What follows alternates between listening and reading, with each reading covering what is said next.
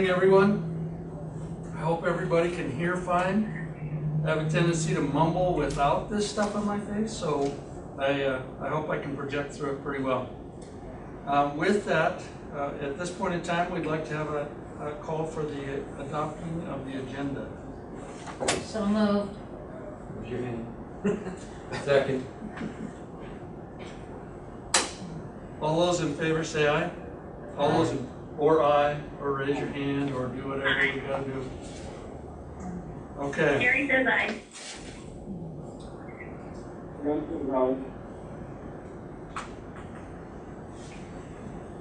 Okay.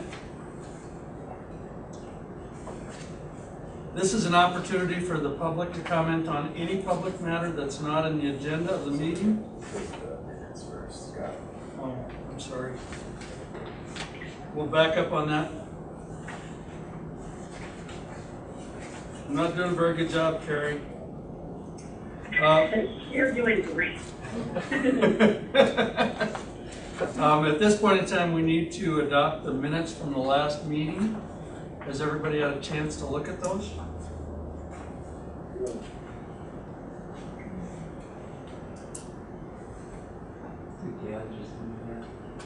No. I would accept a motion to either adopt or. So moved. Is there a second? Second. Been moved and second. Any question or any issues?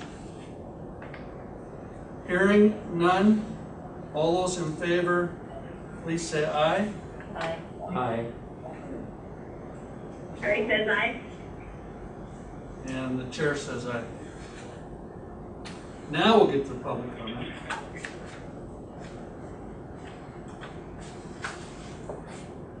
This is an opportunity for the public to comment on any public matter that is not on the agenda of the meeting and is within the jurisdiction of the Teachers Retirement Board. However, the board may not take action on any issues raised unless it's included in the agenda and public comment has been allowed. If issues are raised that would require board action, the issue would need to be included on the agenda for a future meeting. Public matter does not include disability applications, contested cases, or other adjunctive proceedings. Is there any public comment?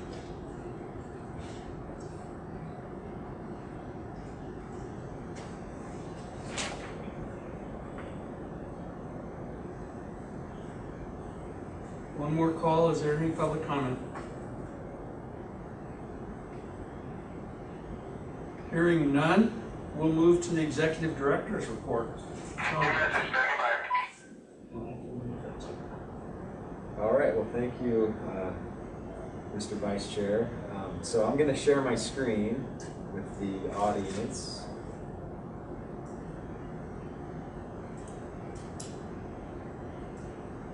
If the host would enable my participant sharing.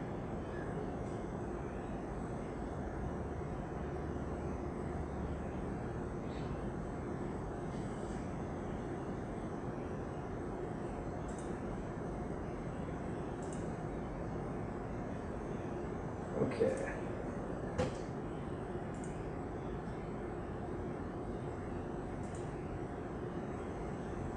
All right, so let me jump to the Executive Director's report. The first thing on there, so all board members have a printed packet.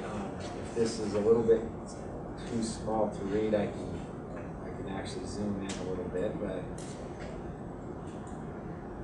Okay, this isn't right. Carrie's sitting outside in nice. Yeah, Carrie, your boardroom looks a little nicer than ours.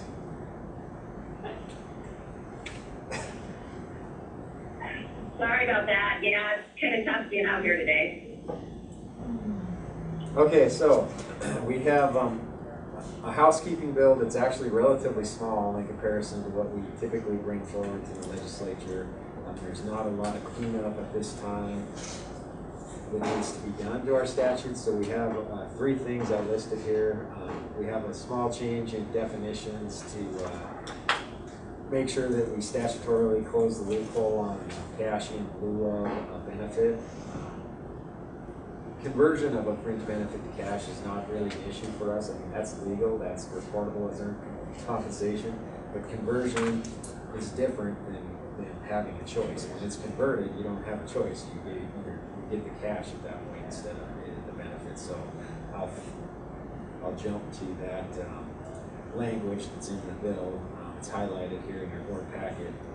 This is the change we're proposing, where it's a cash paid in lieu of any direct employer paid or non-cash benefit that has previously been or would be paid or provided to or on behalf of the employee at the employee's request or direction is considered a fringe benefit and not earned compensation. And so this would close what may be perceived as a loophole at this point in statute. We've always implemented our statutes this way, and of course we have a contested case on this issue currently. So that's our first change we're proposing. The second one is just to clarify the monthly reporting requirement for our employers in 19-20-208 for active members. It's real clear. It's kind of funny if you look at our statutes. It's really super clear. If you're a working retiree, you have to monthly report their name, social security number, all that stuff to the system. It's not really spelled out for active members. We don't really have a problem with this as far as the employer's not doing it. We want to make it known that that's one of the duties and liabilities of the employer. So I'll jump to that section, which is right here. It's pretty simple. Each month, report the name, social security number, time worked, and gross earnings, and pick up the contributions of each employee member. So we're talking about active members in that section. And then we also are striking this language here in yellow. Back in 2017, there used to be in our statutes, there was language surrounding conversion of a fringe benefit to cash, and how employers used to have to report it that way for 5 years for it to be counted as earned compensation. Anything less than 5 years, we used this TRS term pay option 2. If they did it for 5 or more, we used it just in the calculation of their average final compensation. We made the decision back leading up to the 2017 session to eliminate that requirement and just rely on the 10% cap on earnings. And this language is just legacy language that we missed at that time that needs to be removed from our statutes. So we're proposing to strike that, those two little sections there, H and I. And then this third piece, the amendment to 19-20-905, we actually have, since I wrote this board summary, we have decided that actually the way it is in statute is appropriate. So this will be going away, this 19-20-905. Leaving it with fiscal and not changing it to calendar. Yes, we will leave it with fiscal year instead of calendar year. And then in addition to those, so this right now basically sits at two amendments to our statutes for housekeeping purposes. We did just, towards the end of last week, receive the qualification review analysis from Ice Miller, and Denise and I have a teleconference scheduled with him. So we may have a couple more small things to address in our housekeeping bill, and we will finalize it for the board's review at our October 9th meeting. I don't have to present this to SAVA for pre-session drafting approval until October 29th, so we have plenty of time to have this finalized prior to our October. Is there any questions? Go over that one more time on the cancellation of your month. Right, so yeah, so this was going to be a technical fix. I'll jump to the actual. Right, no, it makes sense why we were doing that. Now you can understand we're not changing it. We don't need to do that because it's always been in there as fiscal year. We were thinking when we put this in the packet that we wanted to make it be a calendar year for disability purposes, but we recently had an issue, and it wasn't anything that was wrong, but as we reviewed it, it actually makes more sense to track their allowable earnings on a fiscal year, just like we do for any other working retiree. Because what we were going to change here is it deals with their earned compensation, and we were going to change it earned compensation in any fiscal year. We were going to switch to calendar year, and since writing this, I've decided it actually makes more sense to keep them on the same basis as our other one retirements. Denise, do you have any, I mean, that summarizes it? That made sense to me initially, if you retired, January 1, December 31, you send. As long as the citizen's hard for you, that's fine. Yeah, and this is, so for just a regular working retirement, we track everything on our fiscal year. So Right. July 1 to June 30th as well, so it makes more sense actually the way it is. Okay, then our next, so we have those few items for housekeeping bill. Like I said, we may have a few additional things to add to it as a result of the qualification review that Vice Mayor did on our behalf. And then the second bill we have is our biennial attempt to increase the university system supplemental contribution rate. There's a little bit of history there in your board packet write-up.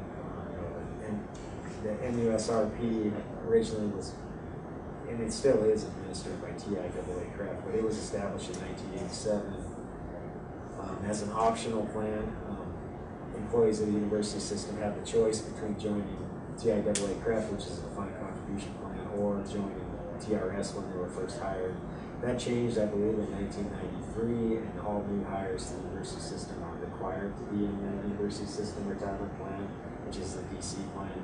Of course, it was recognized at that point in time that that would create an unfunded liability in the teacher's retirement system, so in 1920-621, they put in a supplemental contribution rate, and we are required by statute, I'll just jump to the statute, to periodically review that contribution rate to make sure that it'll pay off the unfunded liabilities by July 1, 2033. For those of you that have been around a while, you're well aware, we bring this bill to the session every 2 years. We haven't had much traction with it, but right now the rate in statute is 4.72% of earned compensation for MUSRP members. It's an employer contributions. The member themselves don't contribute to TRS because they're participating in a different plan, but it's a supplemental contribution plan the university system pays. In order to amortize the unfunded liabilities by 2033, the rate would have to go up to 11.89%.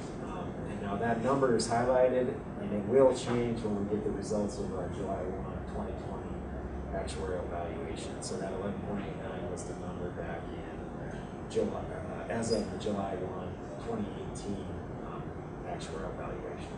Was 2007 the last time it was changed? 2007 is the last time that rate has been changed by the legislature, yes.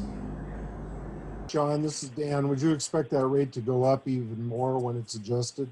I do, because the July 1, 2033 payoff date, for lack of a better term, that never changes. So every 2 years we get closer to it, you have less time to pay off that unfunded liability. So that rate is going to go up. It'll probably be, it could be 14% this year.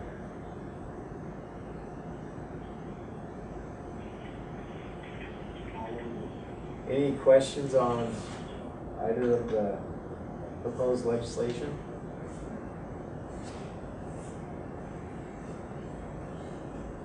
Okay, I will jump to our legislative interim committee update. Oops, sorry.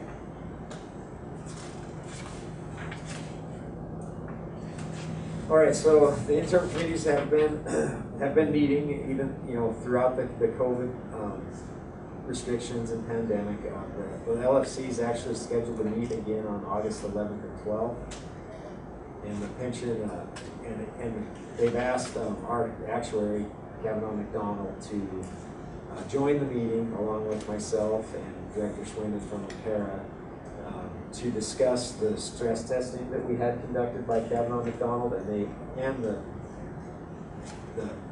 pension and local government subcommittee of the LFC came up with about 30 additional questions that they wanted to ask of our actuary. So Dory and I have had a conference call or two with Todd Green. He's working on the responses to those questions.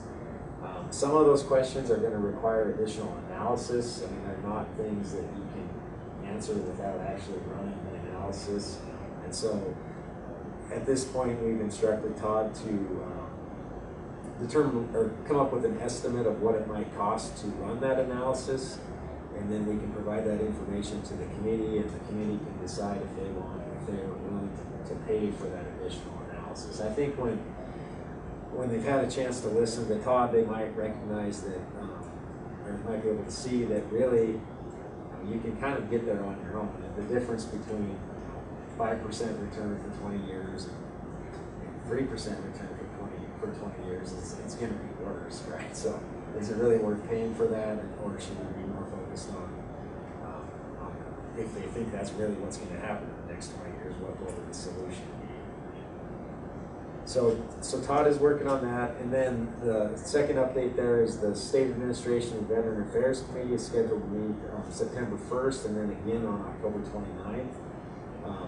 Since we will not have the results of our actuarial evaluation until our October board meeting, they've scheduled us, TRS, to present to SABA on October 29th. And at that meeting, I'll present the results of the evaluation as well as our draft legislation for pre-session drafting.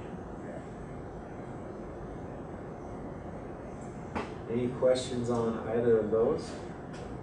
Are these meetings held remotely or are they in person, Sean? So they've been remote for the most part. The one on August 11th will be a Zoom meeting, and so Todd will be joining from, he won't be traveling to Montana, he'll be joining from Georgia, and I will also be joining from my desk. Okay, just curious.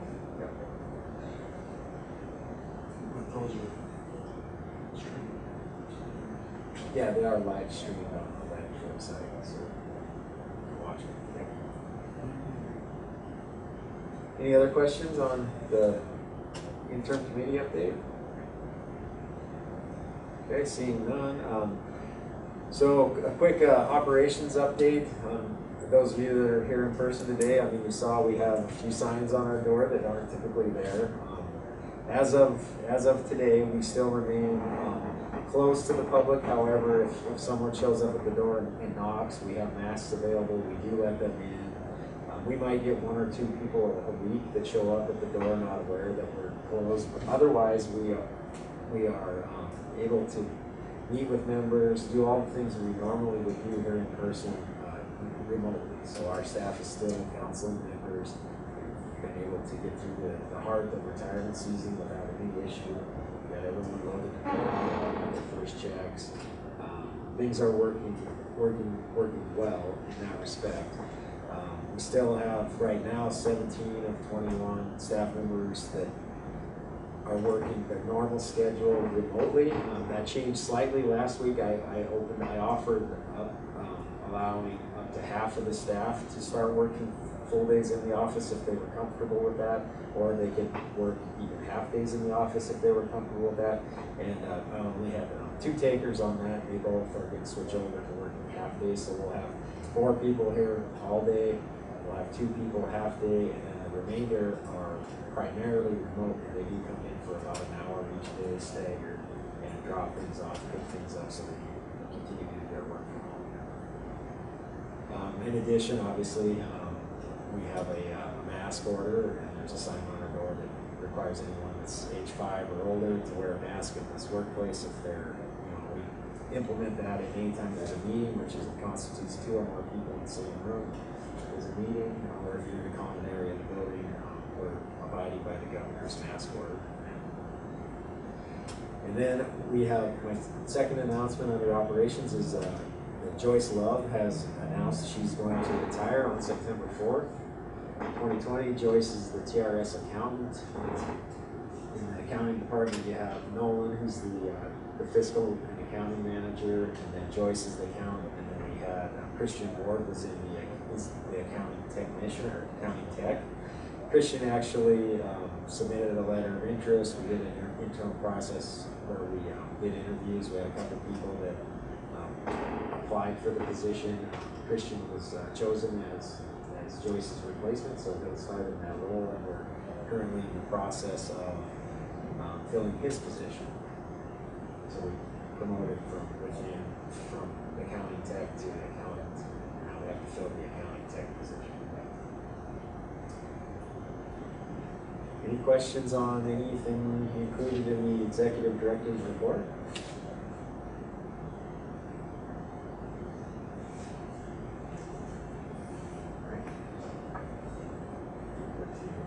This is an opportunity for any member of the public to comment on the executive director's report.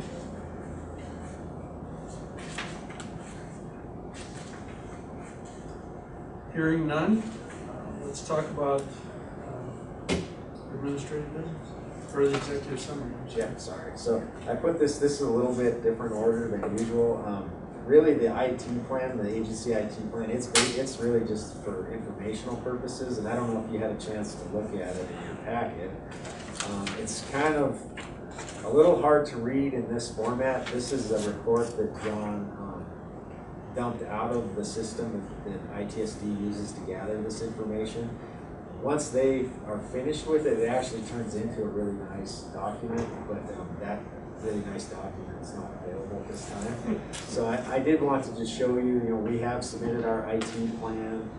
It was reviewed by ITSD, and we have a letter attached to your packet here from Tim Bottenfield, the state chief information officer.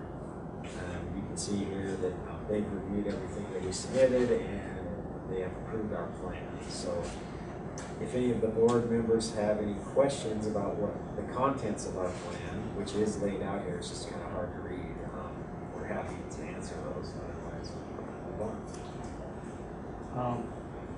The only question I had was, still referring to 9 laptops. Has that changed? It has. We actually modified our budget for 2021 to, we had some computer hardware replacement scheduled, and given the response to COVID and the changing workplace now, we ended up borrowing laptops from old laptops from Ampera to get us by, but changed the budget to, instead of replacing computer hardware, actually purchasing laptops so that the TRS employees will have opportunity to work remotely with the same piece of hardware that they have in the office. And we budgeted for docking stations so that the laptops will be able to plug right in. They'll have monitors, keyboard, mouse here at the office. Unplugged from the docking station, they'll be able to take that laptop either home or on a trip with them for remote work. And so we have modified that budgeting. The first 4 of those were purchased and are arrived yesterday. And we will, I think we have 1 more scheduled to be purchased for this fiscal year. And as the other physical hardware comes due for physical replacement, we'll be substituting in laptop computers for most of that. So that we, in a short period of time, within the next couple of years, we should have everybody operating off of a laptop, at least all the people that can function with a laptop. Our scan technicians in the front desk are situations where we probably stick with physical hardware just due to the nature of the job. Thanks, John. You're welcome.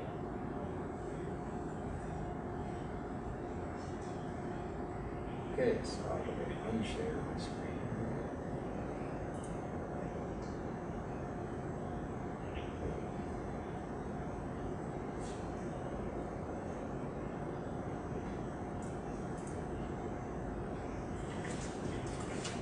With that, we'll move to the administrative business, and I'll take up the first agenda item, which was the Trustees Workshop. I participated in that on the 20th through the 22nd, and it was interesting having been there in person and doing this. And I'll just say up front, there's nothing like being there in person. I think all of us know that already. But I can tell you that it was very informational and very interesting. They had some great presentations. The structure of the workshop obviously changed because it was all online and all through Zoom. They gave us a website that we worked with to get most of the materials for the conference, and it was really easy to manipulate. I was hoping to show it today. Obviously, we don't have it online, just to show you how easy it was to find stuff and do things and all of that. But as much as anything else, we essentially went to Montana time, went into our workshop at 10 o'clock in the morning, and we got out at 1:45. And we had half an hour for lunch, and we had a 15-minute break in the morning after each session. The sessions were super, actually. A lot of the people that you would see there were still participating as if it was their session that they were going to share to begin with. The thing that was nice about being done at 2 o'clock was you were ready to be done at 2 o'clock.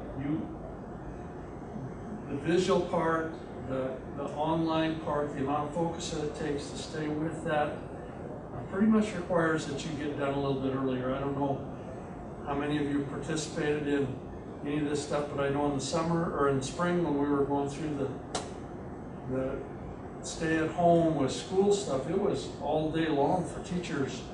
And if you don't have sympathy for teachers going through an all day long session with Zoom, or in our case Google Meet, there's a lot to be said about the amount of pressure and strain and eye strain and just the fact that they're essentially online all day long, as well as answering questions into the night usually.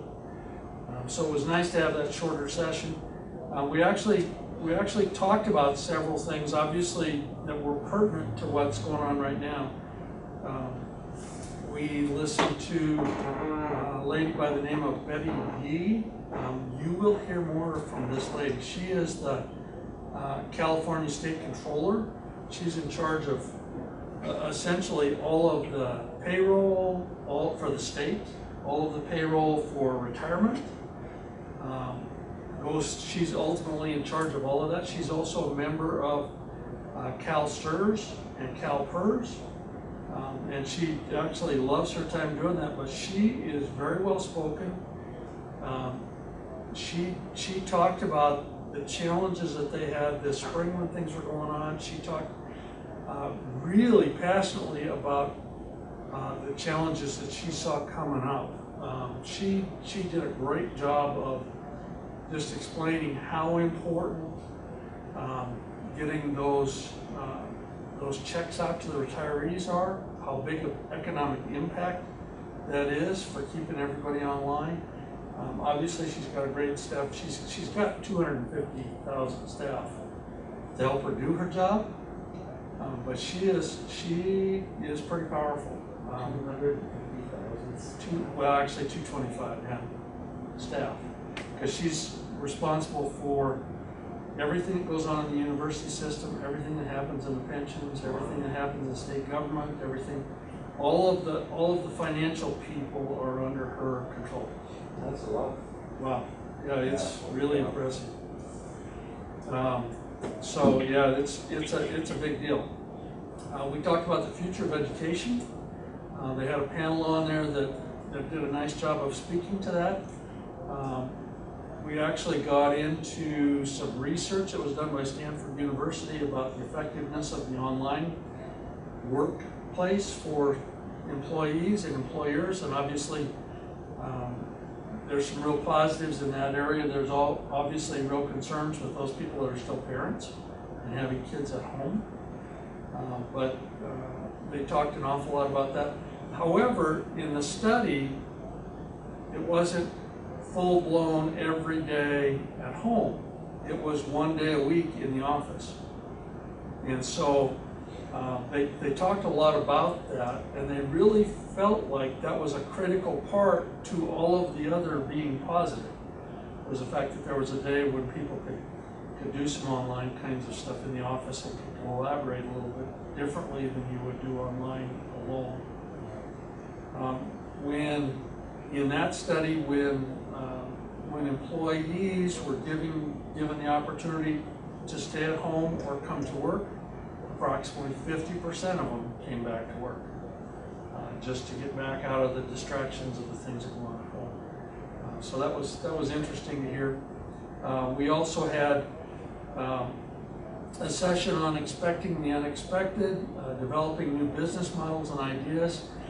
There was a really interesting session on scenario planning, and they did a great job of actually speaking to, let me look at something real quick. speaking to the variables that are associated with this, obviously the disease part of it and the economy part of it. You need to look at, when you're planning for these scenarios, you need to look at the different quadrants of how that plays out. For example, if this recession, depression extends for a long amount of time, there's essentially a win-loss part of that. For example, essentially the virus or the invisible enemy pretty much takes over everything and things go to pot, or America gets its act together and is really resilient in dealing with it. The other thing that's associated with that is this one part here.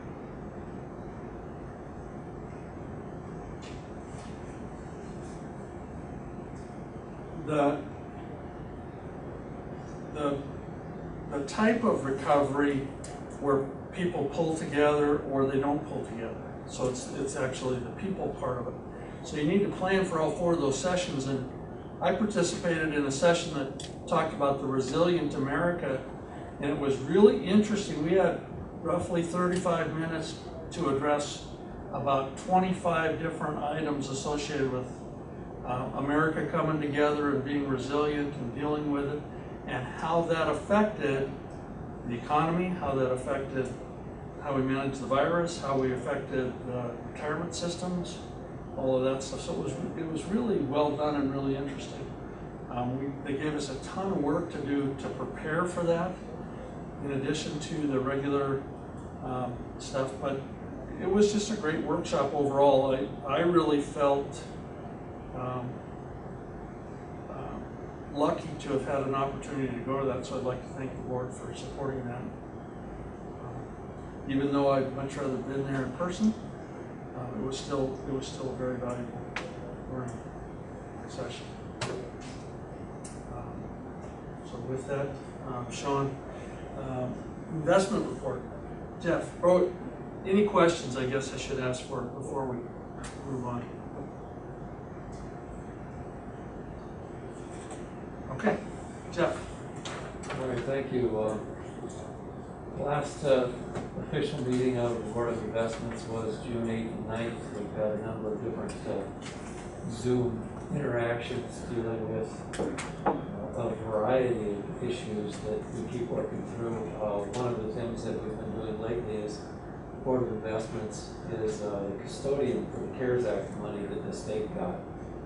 And so all of the requests for loans from businesses move in part through Board of Investments and then out to other bankers for approval. But setting that up took a little bit of time, and it's actually working pretty well. The state allowed one of the accountant specialists through the Department of Transportation to be assigned to Board of Investments to help work through these things. Any entity, whether it's let's say a hotel or business that deals with travel or any industry for tourism, if they could show 25% loss of revenue, that's how they qualify for these grants, and that's where the accountant part came in. So that's been a bit of time, but really working very well. Seems to move through us quite quickly. There are apparently 2 large banks that don't want to participate, that have 30% of the businesses in Montana, and they simply just don't want to go through the process. Wells Fargo and U.S. Bank. So To accept the money or to verify? to accept to do any of the verification for their current clients who have loans. Yeah, they aren't willing to do any of that to help their clients. So I think we have calls into the senators and representatives to let them know that this is what's taking place. Clearly, the individuals, businesses who go through those banks can go to a different bank, but again, that's a burden on them. Not so much for the banks, because they'll get their part of the loan anyway. So that's very disappointing. If we look at the summary of the positions currently, the good news is things have been coming back a bit. We're currently now at the level that we were at in February, for TRS in particular. We are still outperforming our peers, just because of in part because of the equity positions we've had, but also because of the transition before this all happened from cash in each of the different types of investments to one central accounting for cash, and that's really, I think, helped pick us up quite a bit. So you can see as you look through, there are quite a few positive returns in the months and fiscal year to date. Some of the sectors are still in the negative, but that's going to be the way it is for a while at least. And for what? We changed some benchmarks for real estate. And that in part is why it kind of looks so bad right now, so negative in the real estate and timber, and that the previous CIO insisted that these benchmarks, the things that we compare to see how we're doing, had to be investable, and they were public funds, when in fact most of the real estate is private. Timber doesn't really follow with that, so we changed some different benchmarks to start looking at it a little differently. I think compared to those realistic things, we're going to start looking a little bit better, but it's still slow and depressed. Obviously, resources, oil, gas, coal, those sorts of things that we are somewhat invested in have been having a hard time as well. But again, outperforming the peers back to where we were specifically for TRS from February, and that's really good news.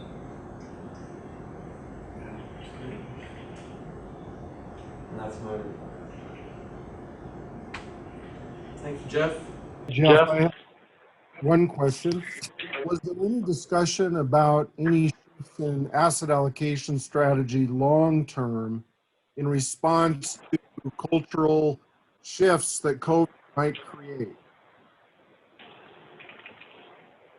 I only caught part of what you said. The shifts caused by what? Wondering if there was any discussion about long-term strategy shifts based on the effect COVID may have. More emphasis on technology, some of those things that might be benefiting from the shift. For example, teachers will teach long-term.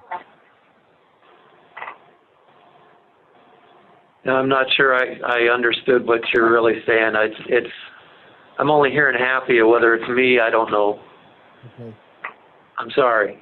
I think the question, and you can correct me if I'm wrong, Dan, but I think the question is based on, is there any shift in strategy based on the events that are going on right now and the changes in technology and use and teaching and so on and so forth?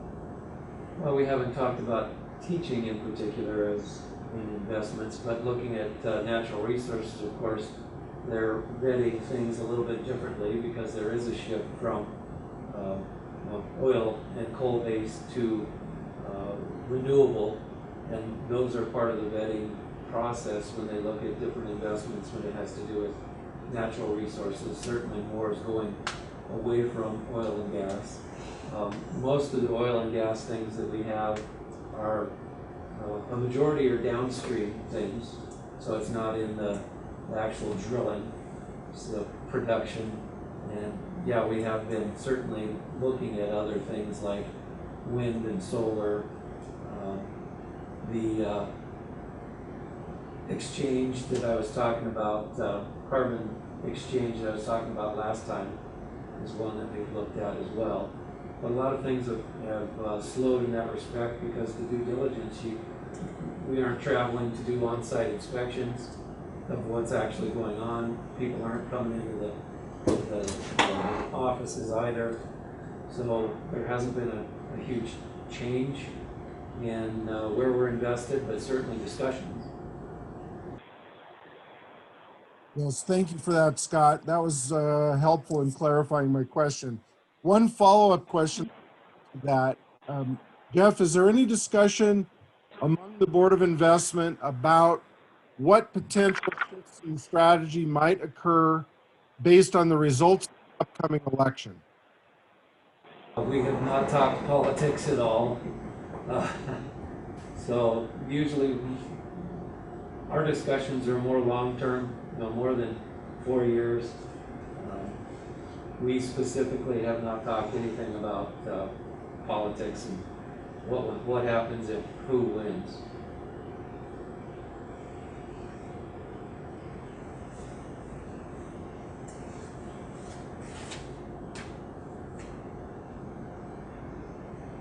Any other questions for Jeff? Okay, hearing none. Year-to-date financial statements and budget reports. Are you out there, Nolan?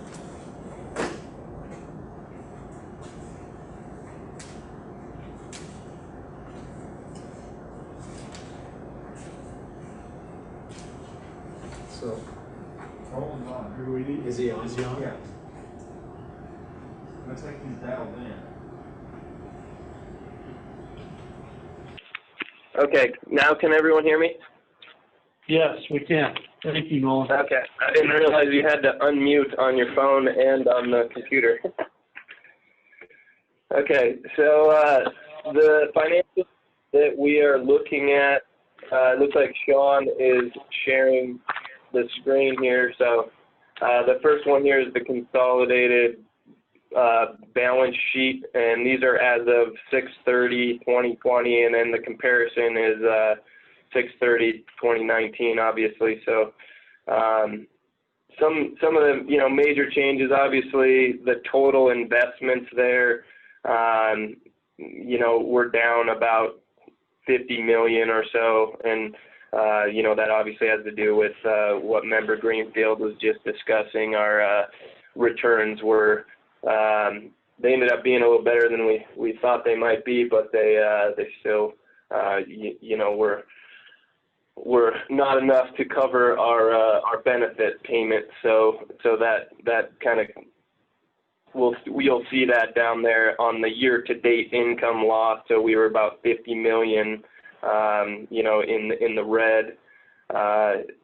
Some of the things that are new on this balance sheet that you can see in the other assets. So our land and buildings has gone up, and that has to do with the old building. All the improvements that we made on the old building on 6th Avenue. Those have been added to our assets in the buildings, and then they'll be depreciated there in the accumulated depreciation, and that's already started. And then the new building there, I think we talked about this last time, is all the improvements for this building here are under Leasehold Improvements. So you can see those, that 243,000, and then obviously the M-Trust projects, both phases that we that we capitalize, those are in the intangible assets column. So there's a lot of changes there just for our other assets other than our investments. They obviously represent a small portion compared to our investments. So overall, our total assets are still down about 50 million, and you can see that. On the next page, you can see on the fund balance statement. Does anybody have questions? Any questions on the balance sheet? Hearing none.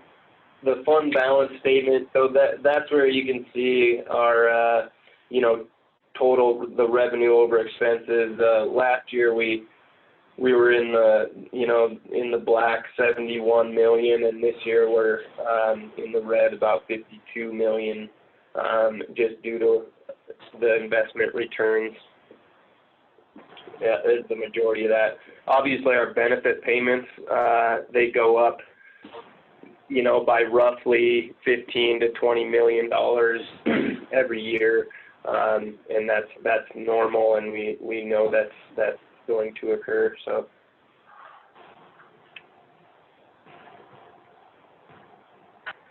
Any questions on the fund balance statement as of June 30th?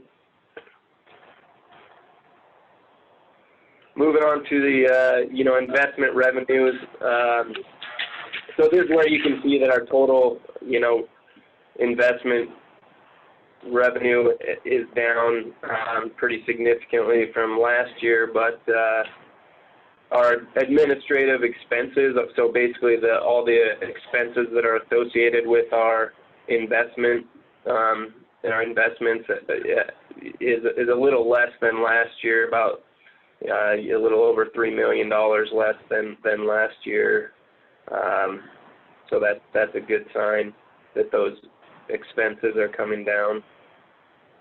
Our total expenses, administrative expenses, are up this year. A lot of that has to do with depreciation and amortization expenses that those projects are being amortized. All those leasehold improvements and the new building, or the old building project is going to be hitting the expenses periodically also. So, any questions on any of the financials as of 6:30? No, and this is Scott. I'm assuming a lot of the personnel services and contracted services are the result of the changes of incorporating the M-Trust project into our regular budget in terms of personnel and fees. Yes. So this year, the personal services, that came back on about halfway through the year. I guess we had some people who were budgeting their time to the project that then returned to regular operating, so that was no longer coded to the project. That was all capitalized, towards the project, but then, obviously those people are still paid, and so those are paid out of regular operating. So that was the majority of the increase in personal services. And as far as contracted services, is pretty similar. We pay AMA, Alfred Monksgard and Associates out of, we have a regular maintenance contract with him, and they that was always out of the regular, but the Monica's time, so the Rising Stars contracts, those came back under the operating budget, about halfway through the year, same time we closed out the M-Trust project, which I believe was in November-ish of last year. So a lot, those are the major increases, as well as, like I said, those amortization of those projects, you can see is, up pretty significantly from previous years. So, and some of these expenses we just have no control over, like, pension expense, that's, has to do with GASB 68, that, our involvement in the pension plan for all the employees at TRS, being involved in the Public Employees Retirement Pension Plan. So. Any other questions for Nolan? So moving on to the operating budget or the operating budget. you know, there was a time where we thought we may need a budget amendment. However, that didn't end up being the case. We did overspend in the personal services because of the project, that the M-Trust project ended about 2 weeks earlier than we had budgeted for, so those expenses started hitting our regular operating budget. And then, but we did have a surplus that covered that in our operating, you know, operating expenses. So even without the audit, audit fees are budgeted biannually. So that $126,000 is actually for the 2020. That's actually a budget for 2020 and 2021. So that you know, even without that $51,000, we would have been, you know, we would have ended up with about a $15,000 budget surplus. But we, you know, the total ends up being $65,000 budget surplus because of, you know, those audit fees.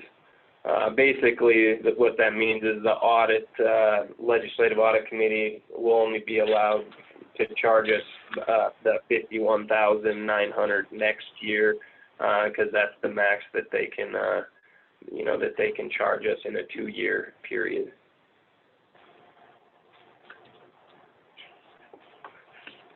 So it was nice to not have to come to the board for any budget amendments, and we still remained within our budget that was approved in May of 2019, I guess. So, any questions on the budget status?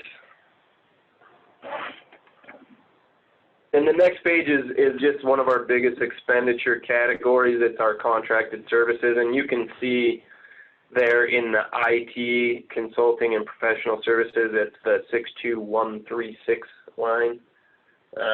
That's where we have spent, you know, that's a lot where that Rising Stars and Alfred Monksgard and Associates, that's where we, you know, code those expenses. So you know, we spent significantly over our budget because we didn't, you know, budget for Monica's time in the, which we did for this next year, but we still ended up, you know, spending 97% or a little over, you know, a little over without the audit fees, but in total just a little under our actual budget for the total contracted services.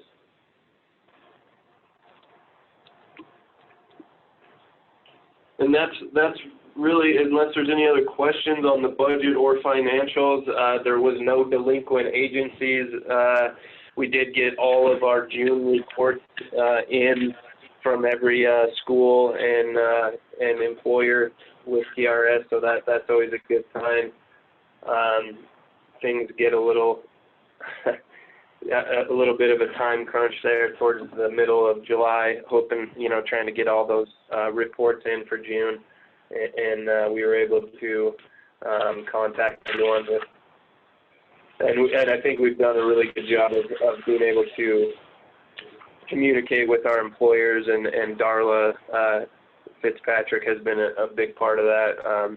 We're in contact kind of the whole fiscal year end and sending out communications to the employers, and she does a great job with that. So.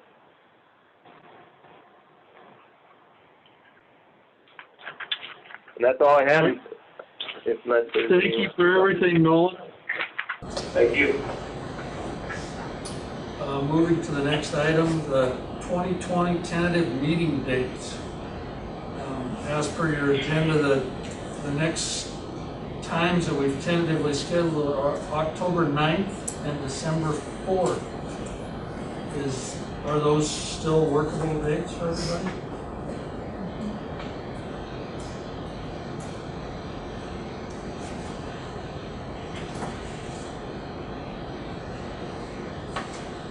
And you, Sean, you said that the Kavanaugh McDonald report will be online. So, I'm not sure about our October 9th meeting. It may be at that point that we're meeting in person, but Kavanaugh McDonald's scheduled to provide the results of our evaluation, whether it be in person or COVID restrictions at that point. But I think if that report was ready today, I know Todd would have been willing to come here today to present it. I think what we're referring to is the LFC meeting is 100% Zoom, so he'll be joining it. That is right. All right. Any other thoughts on the dates?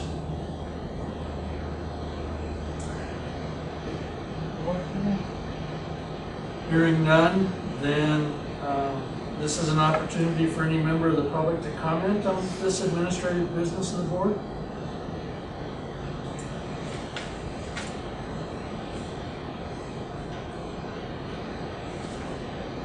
Okay, hearing none, just a reminder, the next meeting, October 9th.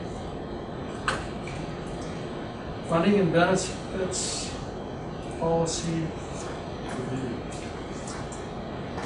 Okay, so Mr. Vice Chair, members of the board, in your packet I included a copy of our current funding and benefits policy. I think it's good practice leading up to a legislative session for the board to spend some time reviewing our policy. We actually have a really good funding and benefits policy in comparison to most systems around the country. And just as a reminder there, I put in a little excerpt from our recent actuarial audit where the company TRS that we hired to audit Capital McDonald, they made the comment that the board's funding and benefit policies are a federal document that thoughtfully monitors the health of TRS from many perspectives. We believe that this funding policy continue to serve as a model to other retirement systems, which is really pretty cool. So we haven't done much to that policy since I've been here, because it really isn't a whole lot to do with it. I think it's a really lays a great foundation for how the board views funding and benefits and what its role in maintaining funding and benefits is. So with that, I think I'll jump to the policy itself and touch on a few of the highlights here. I think the purpose of the policy is laid out here. It says the purpose of TRS is to provide lifelong post-retirement benefits to its members. Fundamental financial objective of the TRS Board, meeting that purpose is the performance retirement fund management functions. With regard for the complementary responsibility of the Legislature, the Governor's Office, and the Board of Investments in a manner that best maintains the long-term stability of the fund through systematic and disciplined accumulation of resources for purposes of paying benefits over our participants' lifetimes. Some of the statutory and constitutional requirements are laid out in the beginning of our policy. And of course, pursuant to Article 8, Section 15 of the Constitution, the board administers the retirement systems, including making actuarial determinations as fiduciaries of the system participants and their beneficiaries. The board hires personnel pursuant to 1922-03, and the board designates an actuary to assist the system, or assist the board with technical actuarial aspects of operation of the system. And then, pursuant to Article 8, Section 15 of the Constitution, again, the board is required to be funded on an actuarially sound basis. Assets of the system cannot be encumbered, converted, reduced, or terminated, and shall be held in trust solely to provide benefits and defray administrative costs of the system. It's the policy of the state and statute to provide equitable benefits, and a lot of our statutes reflect that. They need to be based on each member's normal service and salary. There are triggers in statute that limit the effect on the retirement system of isolated salary increases. Essentially, our 10% cap on earnings does that.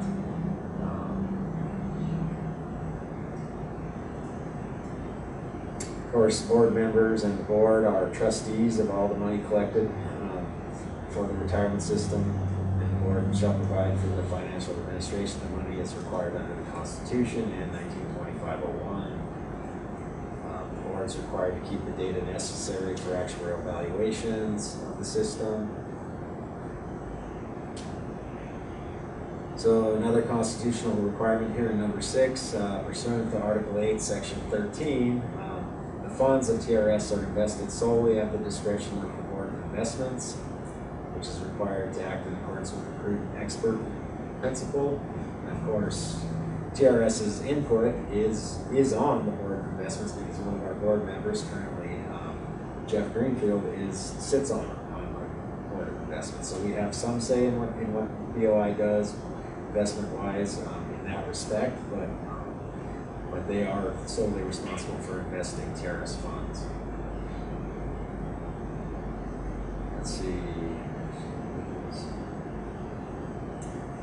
So there's a couple of statutory requirements here under 7 and 8, where the TRS Board annually presents to the Board of Investments a financial and actuarial report to the system. And I do that on your behalf each fall as Executive Director of TRS. I go present to BOI and provide the results of our most recent evaluation. Pursuant to 1926-21, the Board shall periodically review the supplemental employer contribution rate. This is our university system supplemental contribution bill. Do you have a question? No. Oh, I'm sorry. I thought I said raise your hand. I did. Oh. And number 9, income for the retirement fund is derived from the following sources. Of course, we collect contributions from active members, collect contributions from employers, we get temporary contributions from the state of Montana, we get supplemental contributions from the state of Montana, and we also get supplemental contributions from the university system. In addition to that, we receive income through gains and or losses in investments of retirement system assets through the Board of Investments.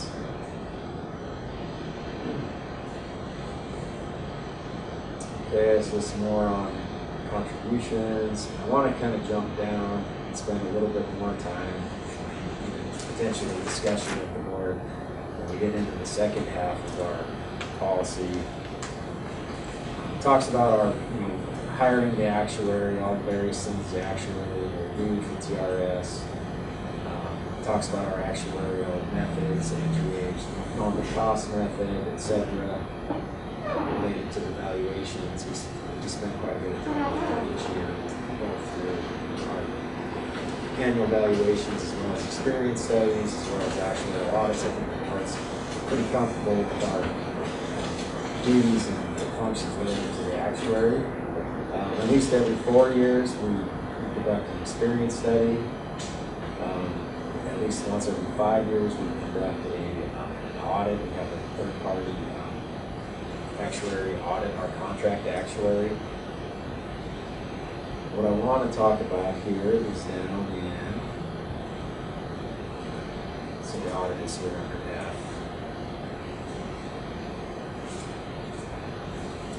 When we get down to like H, I, J,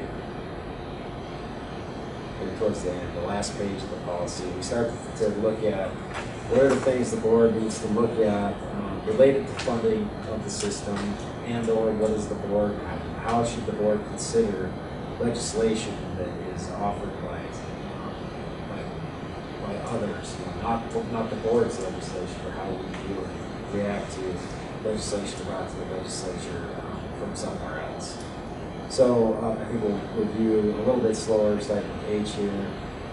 The board will recommend to the governor and the legislature that the funding of the retirement system be increased and or liabilities of the system be reduced whenever the most recent actual evaluation shows the amortization period of the system exceeds 30 years, and the board cannot reasonably anticipate that the amortization period will decline or the funding ratio will improve without an increase in funding and or reduction in liabilities, or is less than 30 but has increased over prior valuations and is projected to grow. So if you think back to, would have been this time, 2018, actually a little bit later, in the fall of 2018, we got the results of the July 1, 2018 actuarial evaluation. And at that point, the system amortized for 31 years, and we were leading up to a legislative session. We decided at that point in time not to take a funding bill to the legislature because we were at 31 and we were projected to be at 30 by the time essentially we got to June 30th of the following year, and then we projected to also decrease each year thereafter. As of right now, based on last year's valuation, July 1 of 2019, we amortize 29 years. However, with a 2.7% rate of return for this most recent fiscal year, chances are we could be back up to 30 or 31 years, and we'll have to discuss that with Todd. If we get our assumptions moving forward, I would expect that we'll be projected to decrease this year again. We'll want to verify that with Todd. I guess at that point we'll discuss whether the board thinks we need to bring a funding bill, but if we're at 31 again and projected to be at 30, basically by the time the legislature's over, chances are we won't need to bring a funding bill. So that's addressed in our policy under H4. Under I there, it says the board will direct their contract actuary to periodically stress test the funding of TRS and verify the adequacy of current funding levels against adverse market experience and recessions. Of course, we just, at our last meeting, spent a lot of time reviewing the expanded stress testing that the actuary did, so we do that and we're in compliance with that. So when you get to J, we probably won't have this problem in the near term, but it can be a problem at some point in the future where the board may determine that the surplus funds are available and recommend contribution reductions and or benefit enhancements only when the system has no unfunded actuarial accrued liability, a stabilization reserve fund equal to at least 10% of the actuarial accrued liabilities established, and the board determines that sufficient additional reserves are retained to reasonably allow for adverse experience. The board will not make a recommendation to reduce contribution rates or increase benefits which would result in contribution rates being less than the rate required to meet the minimum cost plus 1%. Sorry, I'm kind of mumbling here. Okay, then we get to K.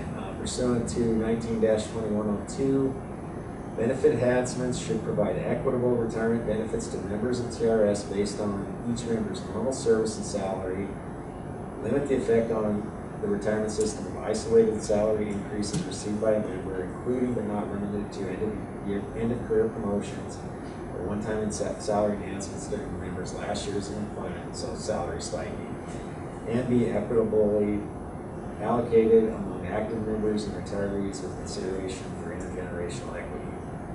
Any recommendation for benefit enhancement must include recommendations for necessary additional funding or other benefit reductions to cover any increase in normal cost arising from the enhancement and amortize any increase in a period not to exceed 15 years. So if we were really considering a benefit enhancement for either tier of our membership, we would need to make sure we were in compliance with our funding benefit policy. L, here this becomes pertinent during the legislative session. It speaks to what the board does in respect to legislation, so I'll just read it real quickly.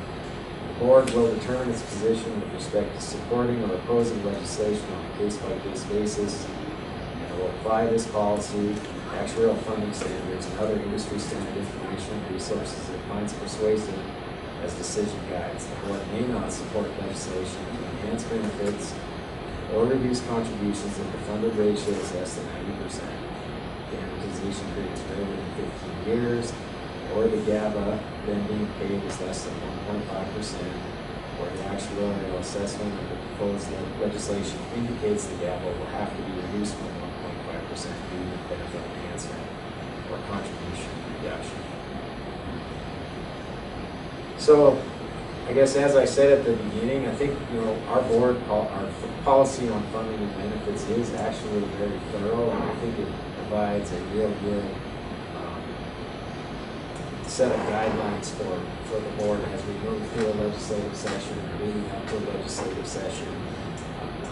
There's typically no shortage of great ideas that hit the floor of the legislature.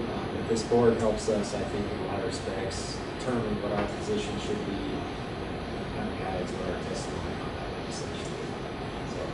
So with that, Denise, did you have something you wanted to add, or? Okay, sorry, I thought you saw you raised your hand earlier. Any questions from the board on our funding and benefits policy? I went through it pretty quickly. A lot of you have been on the board now for quite some time, and I know you're very familiar with our funding and benefits policy, but I think it's a good idea to review it leading up to the legislative session, just so we're all on the same page. It sure would be nice to be in a position where we had to worry about L right now. It would be. It would be someday, right? Yeah.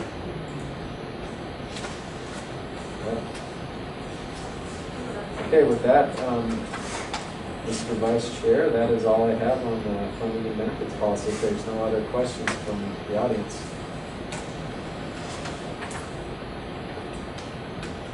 This also is an opportunity for a member of the public to comment on TRS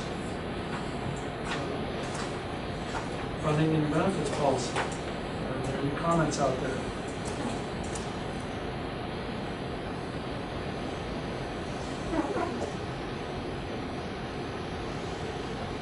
Hearing none. Denise, do you want to come give us a legal status update? Relatively quick, Mr. Vice Chair, members of the board.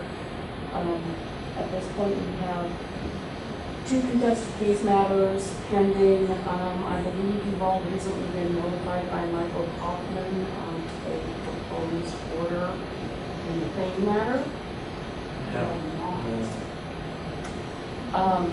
We received a proposed order from the hearings examiner in the Payne matter. If you recall, that was related to contributions that you elected to take on a cash basis rather than as contributions to a tax sheltered annuity that had been provided to him in previous years, and the board's determination that that was not earned compensation under our definition. The proposed order from the hearings examiner was on a motion for summary judgment from Mr. Payne, and the proposed order was in Mr. Payne's favor, finding that our definition on earned compensation does not support the determination that the cash included is not earned compensation. Because this is a contested case matter, and it is now in front of you as the deciders of law and fact in the case. Any questions you have about the case should be directed to Mike Hoffman. I can tell you what the status is, but you should direct any questions you have to Mr. Hoffman.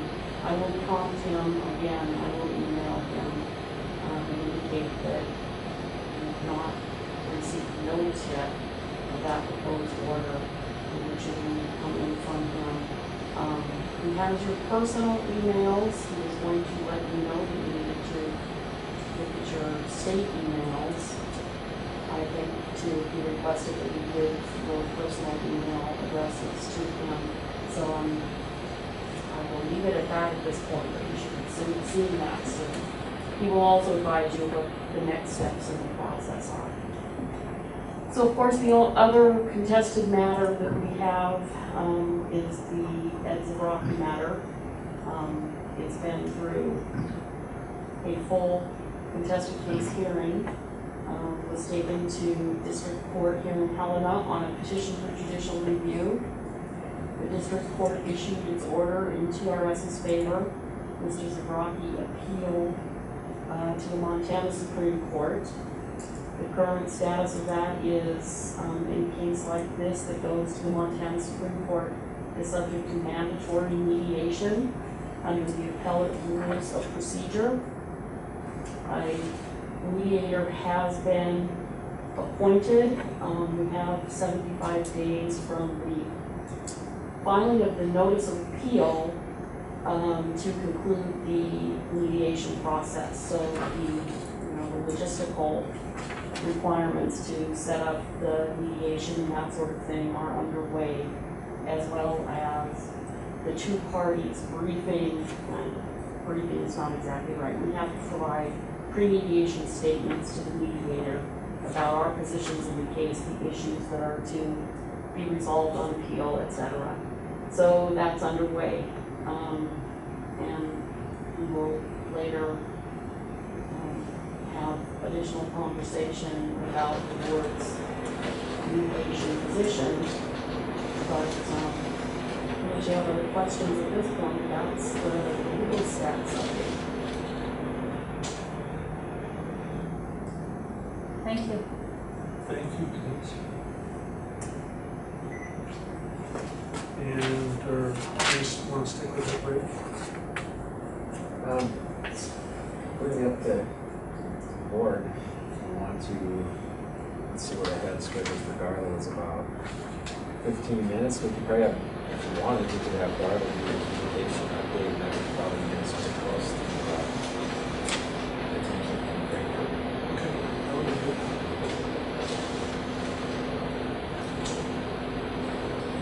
Darla, did you hear any of that? We'll move on with communications update before we have a break.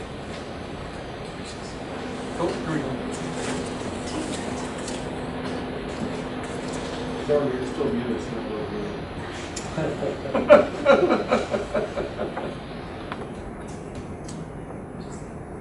You want me to share the screen with the Zoom Yes, if you would. participants? Okay, I'll do that.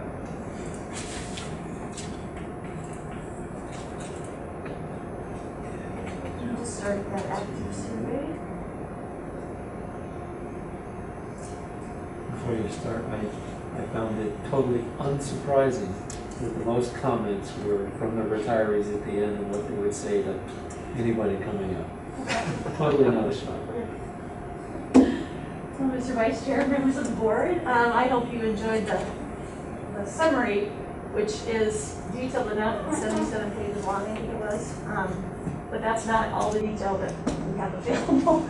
So I did a little bit of slicing and dicing just to, in case anyone was interested. It wasn't quite as revealing as I hoped, but the demographics of the school size, I think you may have seen this in there, but 73% of the people who responded, the active members who responded, were in large schools, which I guess is not that surprising. But only 5.5% were in small schools of fewer than 100 students. Excuse me, Darla, but how does that actually break down into the percent of teachers in the state of That's Montana? what I was wondering too, and I don't have that information. Okay. I suppose I could probably get it. I was just OTI, curious but if that was actually fairly close to what. it might be, I don't know. I was hoping you all might have more insight. It seemed a little small for the, It is. For the small Yeah. schools. for the school size part of it, and Yeah. versus the large school part. Yeah. I think, and as you know, Eric Beaver, before he left MFPE, did some pretty aggressive promotion of the survey for us. So I don't know if just word of mouth within the larger schools or administrators That could be- promoting it, I'm not sure, but That could it be. did seem heavily weighted in the large schools. 6 people, so like 0.5%.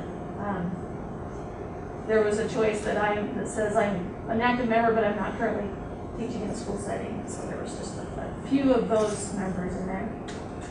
And then demographics, there was a question about how old you are, and the age ranges I gave, like 39 and younger, 40 to 54, and 55 and older, break roughly into the millennial and Generation X and baby boomer categories. And the reason for that was that you'll probably remember the National Institute on Retirement Security had done a survey, and we put some of their survey results in our last newsletter, but we wanted to kind of know how our members would answer those questions. So they had included this millennial category, and they had some interesting observations about how the different age groups would respond. So I did a little bit of analysis on that. 45% of the respondents were Generation X. A third were baby boomers, and 22% were millennials. So then I took that and looked at some of their answers on some of these questions. So this question here, how satisfied are you with your salary? And not surprisingly, of the ones who said they were either somewhat or very satisfied, only 20% of those were millennials. Interestingly, only 31% of boomers had said the same thing, but almost half of the Generation X people said they were either somewhat or very satisfied. So it's kind of weird that the group in the middle was more likely to say they were satisfied. Actually, that doesn't surprise me much. No, Especially with the structures that we have for salaries for Yeah, teachers. that's great. and also what those younger kids have had to pay for college. Yes. Oh, yeah. Yeah, I was not surprised at all by the millennials. Okay, so then if you'll scroll down, well, we could just scroll quickly through the questions in case any of you had comments about those. And again, I included some of these questions because they had been included in that mirrors survey. So it was just sort of interesting to see how they look at TRS as a component of their compensation as opposed to their health insurance and everything. So this was actually the health insurance question.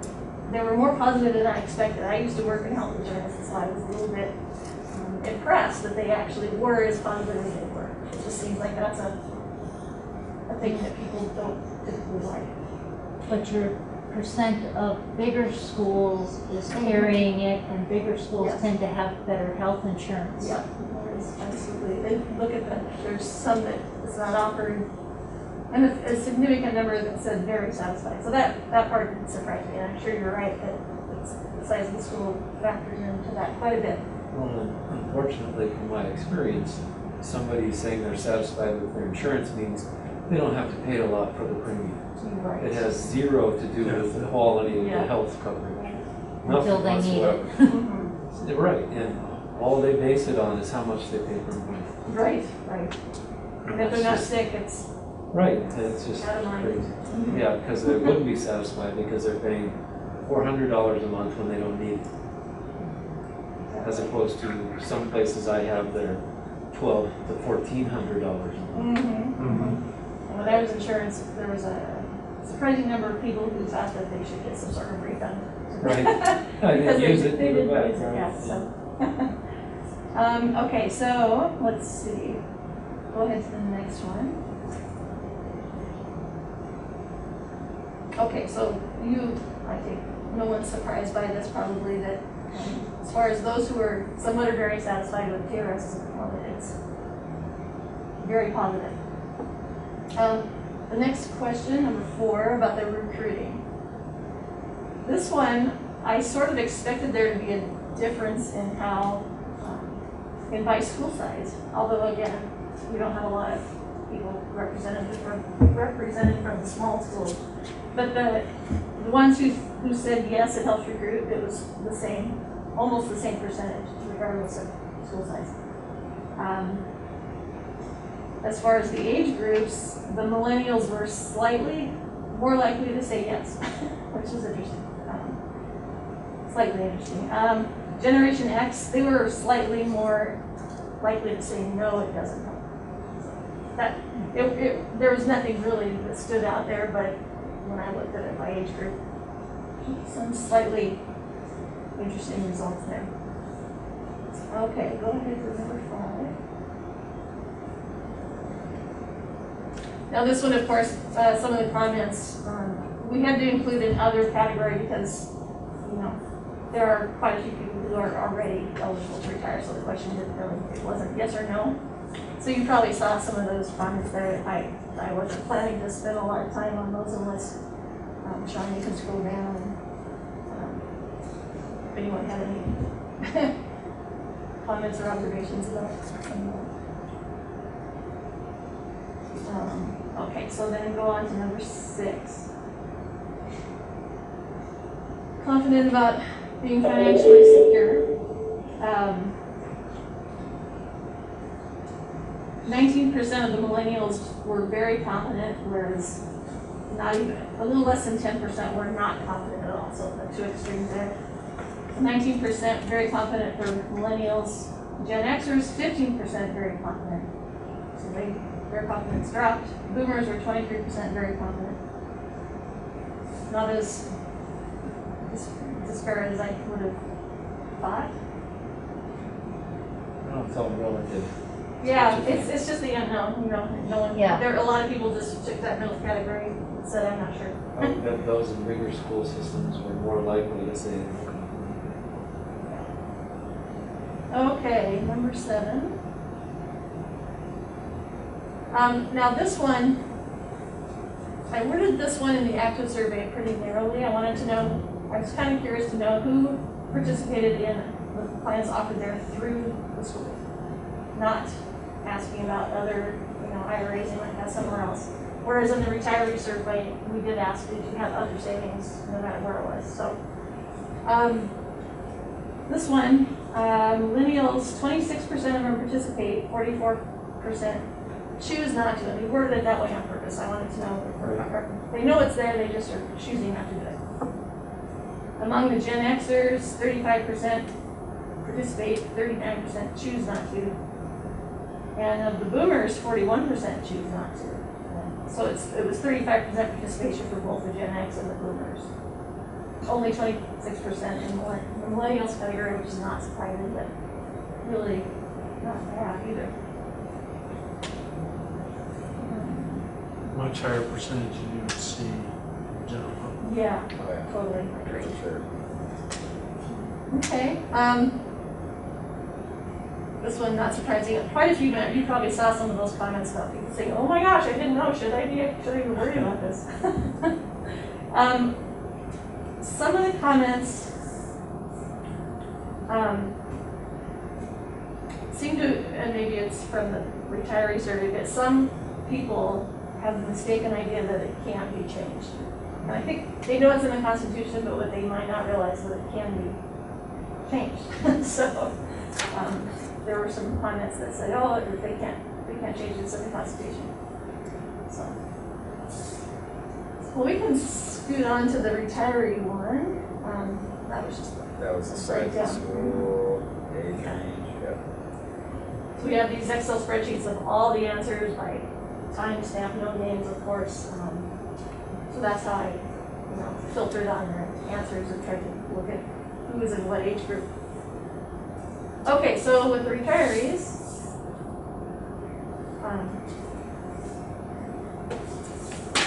there's much to talk about there. It looks like most of them had been retired a while.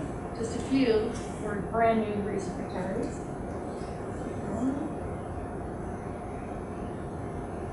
This was the, you probably remember from the discussion last time, that there was just a slider. It didn't have any numbers on it. It just said on the right side it was labeled. It was very easy. The left side was labeled very difficult, and you could click anywhere you wanted.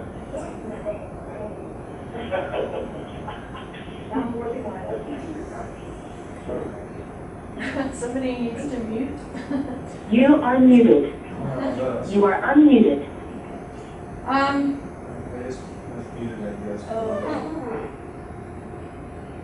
So this was as positive as I expected. It's actually more positive than I expected, only because I think the actual paperwork and the packet involved in retiring is pretty hefty. So that was nice. The staff do such a great job of walking people through it, as do the employers. So that was nice. And this one, of course, it's just, 90%. That was not a surprise either. Let's see. Going on to 4. Now this one person quibbled with the wording, and it was a fair point. Did you fully understand the value? Someone said, fully? How can I fully understand? And I don't disagree with that comment at all, but if you can scroll down to some of the comments, I picked out a few. Number 1 there. These are the things that I'm looking at from a communications perspective. Just the number of people who said I didn't know enough. So we know that that's the case, and we know there's always more work to be done, but some of these comments were pretty succinct in saying that. So number 1, number 11 was another.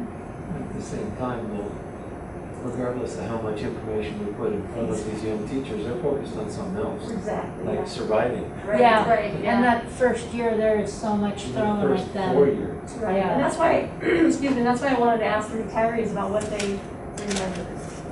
What's the, you know, how much in their memory, how much different was their view of TRS back then compared to now? And I was trying to just get them to make comments, and some of these comments are, Yeah, totally. Pretty For neat. me, all I knew is retirement system, great. yeah, sounds great, exactly.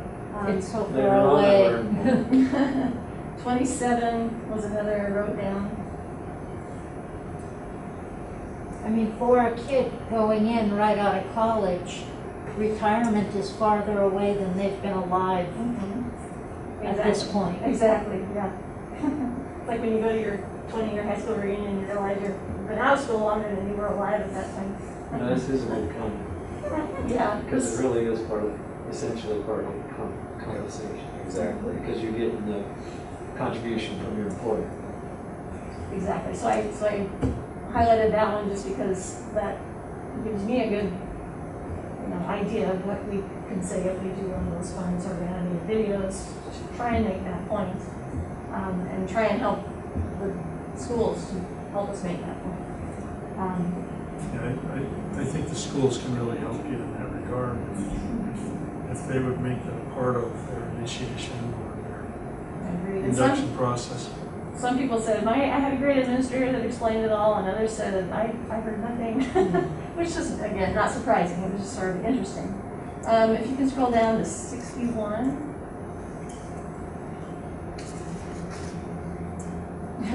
I like that, I have no clue. Didn't know where to go to understand, and that's something that just from a communications kind of perspective. That's a fair point. 88, 88, 93, and 94. I just like this because it was so thorough. A lot of these retirees just really had a lot of great comments. 93, 94 were similar. Yeah, it was never discussed. 1968. But, so things have changed, but this was fascinating. Only into my 40s I began to appreciate what I was doing. And I'm sure that's just human nature. We all kind of feel that way. Now, question 5 was about the other savings. Some of the comments, like I highlighted number 40 and 47 and 54.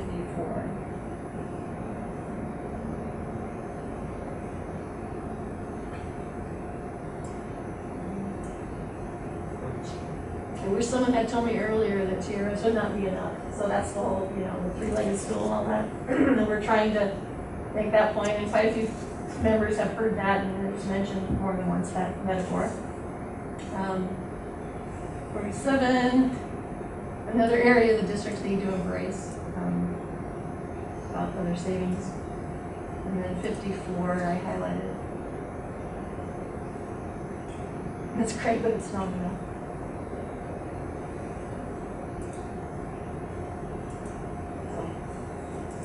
Hindsight is 20/20, I'm sure we all will realize that. Now, question, I'm going to skip down to question 6. Yeah. Does retirement income meet your needs and expectations? And I'm sure you saw the same thing. That big things were, it is, but I have a spouse. I have my spouse's income or my spouse's retirement. Many mention the high cost of insurance and healthcare, or that they don't receive Social Security. And of course, many said they still work, either by choice or necessity. So, just not surprising themes that came out of that. So one thing, when I saw these results, that I thought, 82% essentially is actually pretty good, because you're going to have some portion of retirees that didn't work their whole career and earn a TRS benefit. They only maybe work part-time or just, enough obviously to vest in a benefit, but not necessarily 25 or 30 years. So I don't think there's a way in this survey we probably didn't ask for, how many years did you retire with, Right. to get that out of the data we have, but I would suspect most of the ones that are really stretched thin probably didn't put in a full career. Realistically, they could have put in 25 years and retired at 50. Right. And if they didn't take another job, that's 15 years until you can get any kind of social security that's meaningful or insurance. Yeah. So, And if they have made other investments, some you can't touch till you're 59 and a half anyway. yeah. Right. So 82%, I thought actually that's pretty good. That's really I was surprised too. You know, again, a lot of people, so many of them mention, oh, but thank goodness my spouse had a good pension, or Yeah. my spouse still works, or whatever. Question 8. Question 8. Well, we could stop at 7 while we're. This one, almost nobody, 4 people answered they wish they had decided to work longer. Maybe we should go. I guess sorry, I had that backward. 4 people said they wish they had retired sooner. I kind of thought more people would say, oh, I waited too long. That's kind of neat. Okay, so question 8, the legislature. This is where like items 13 are responses, some of the answers that they gave. 13 and 28 were examples of perhaps a misconception.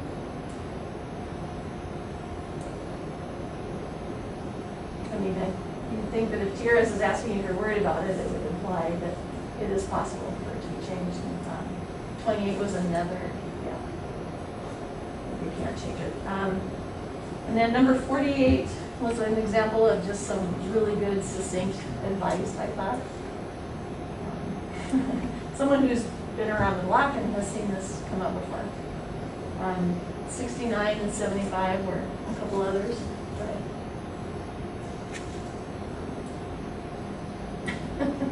They are notoriously anti-education.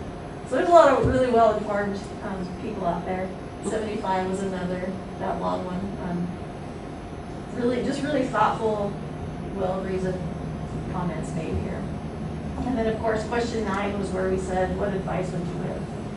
And this was, there were a nice round number, 400 people. Some of these are awesome. Weren't they funny? Yeah, there were some great ones. All the comments, yep.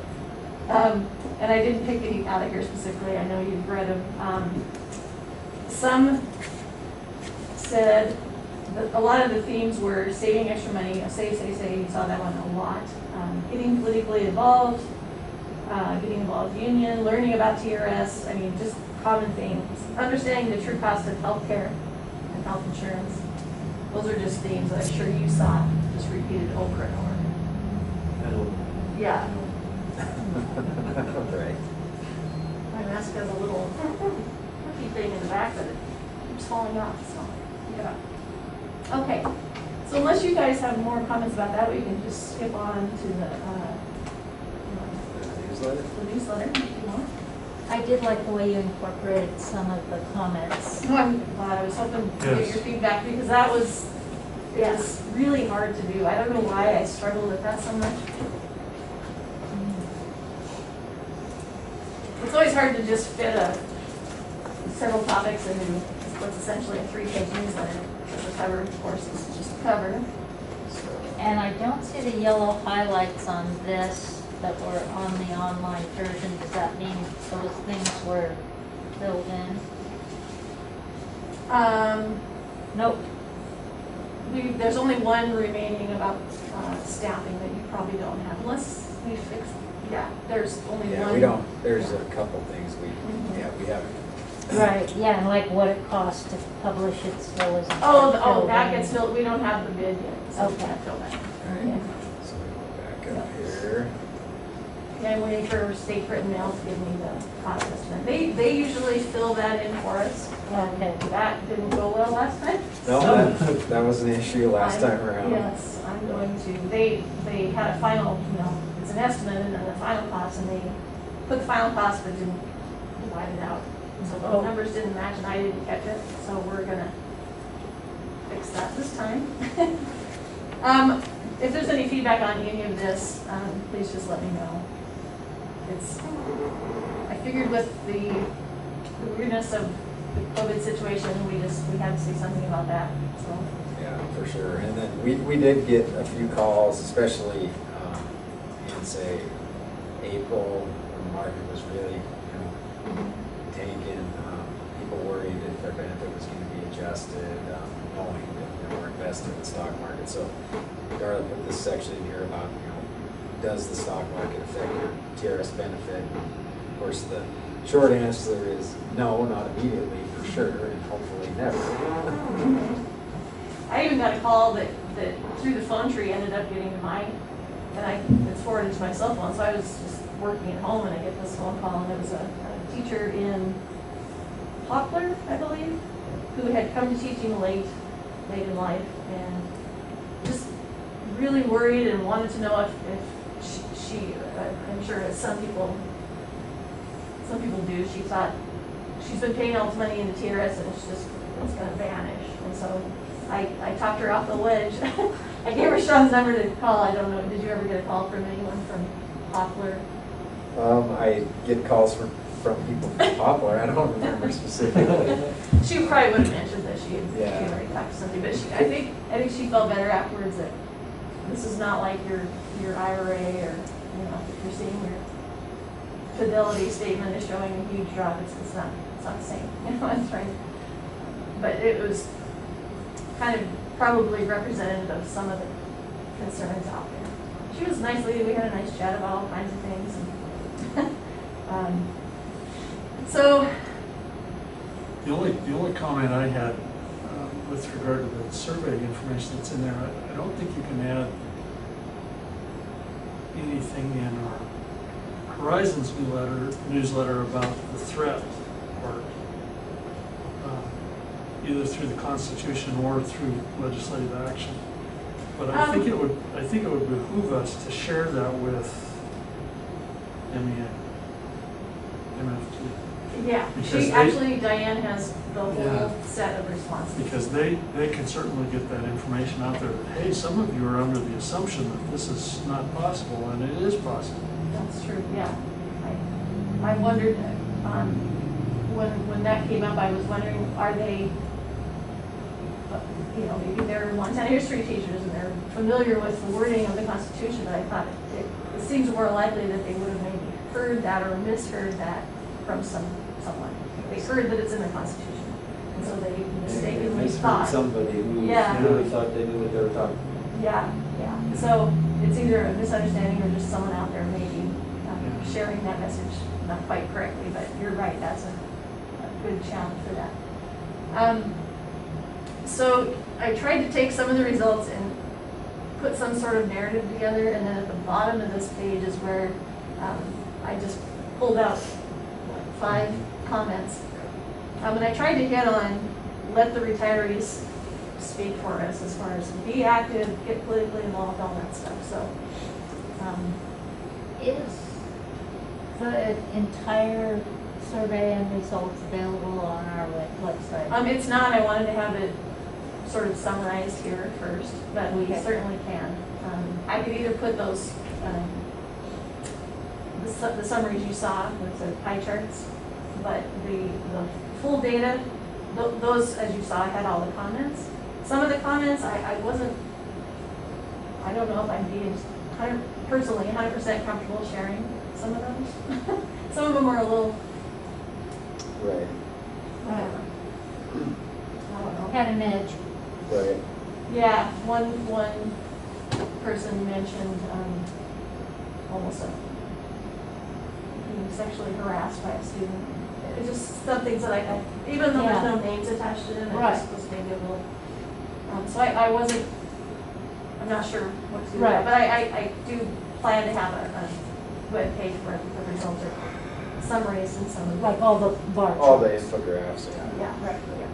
And we could pull out some like I did for this. Yeah, those highlighted versions that you have. Right, because there is maybe too much information. Just, Yeah, I mean, that's a good way to 100 put it, comments, too much. people maybe don't want to read that many. Yeah. Right. And on one hand, I don't want to cherry pick things, but on the other hand, some of them just You weren't. can't put the ones in there that basically say you. Yeah. which I was surprised by. Yeah. Weird.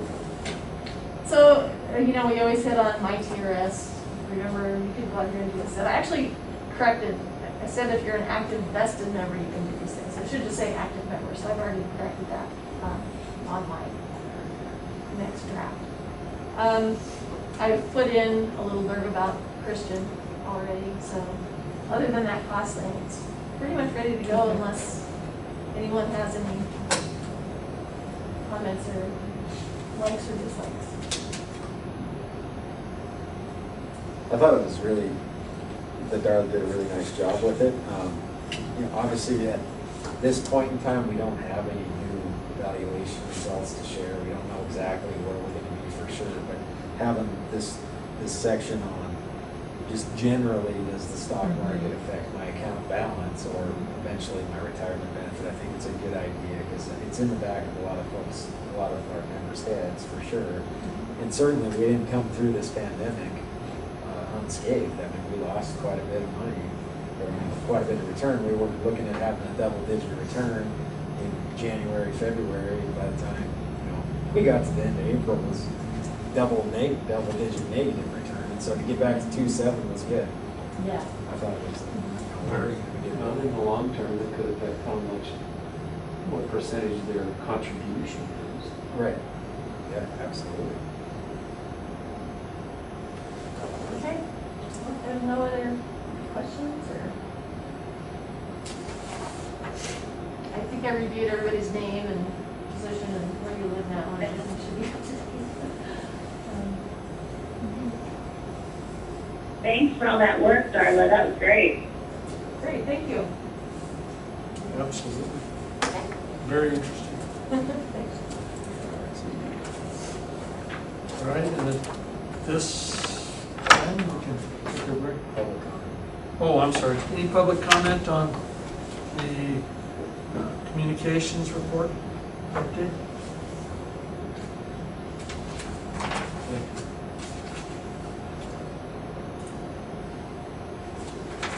All right. Now we'll take our break. Hearing none. What time would you like everyone back? Diane has her hand raised. Uh-oh. One more. Diane, She has a comment. She Public was comment. unmuted. we will, I don't know if she has a mic. You might ask her. Diane, do you have a mic? And might it be muted? She can choose the chat option if she wants to type a message and grab the chat box open. If you would like to chat a question or a comment, you can do that as well. She's talking. Looks like, yeah, she's trying. Just trying to talk. That's us.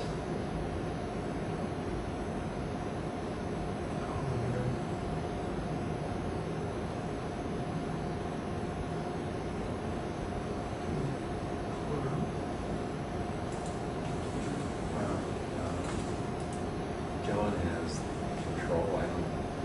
But you should be able to see the participants. Yeah, we do this. So. That.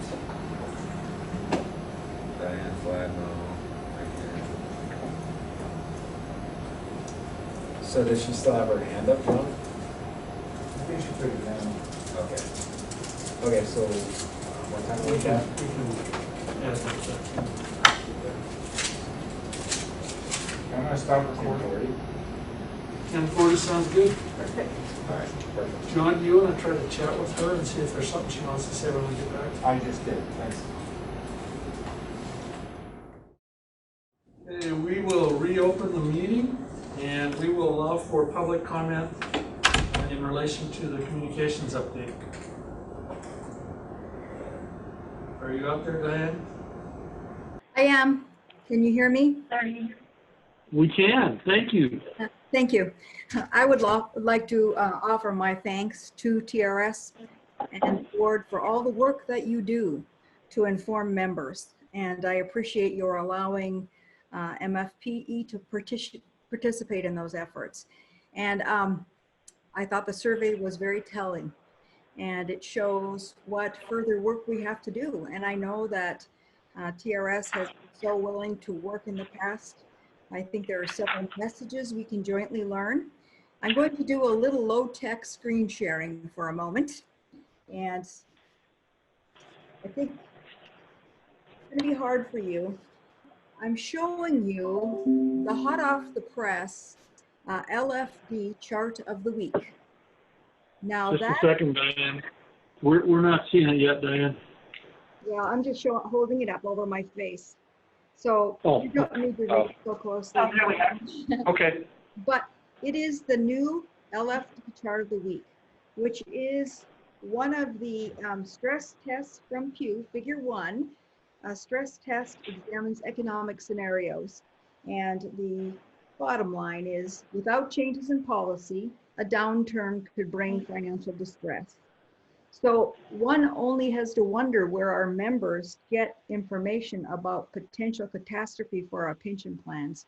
And I think the more we can do as an agency and individual members and a union as well to provide information to our joint members is so helpful. Darla, I want to thank you for talking to members about the difference between a DB plan and other constructs in retirement. I think that gives comfort to people. I can see that we have a lot more work to do, but I want to thank you all, staff and board, for your diligence and vigilance in trying to get the best information out to our members, and I hope I can be a partner in that. Thank you. Well, we consider you and your organization as partners, Diane, so we appreciate your comments. At this time, we'll get into strategic planning. Okay, oops, I need to share my screen. All right, I'm Mr. Vice Chair. We share my screen.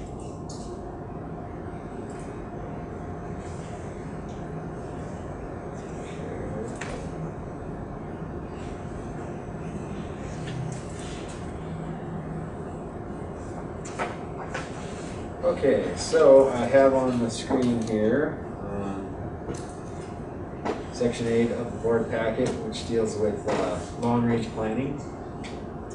I included in your packet a copy of our mission, vision, guiding principles, and purpose document, as well as our current strategic planning commitment worksheet. As you all know, last August we did our sort of in-depth strategic planning session where we take half a day or even a little more than half a day. I think we actually had about 5 hours last August where we just did nothing but strategic planning, and that session was led by Jim Cairns. We utilized him to facilitate those conversations.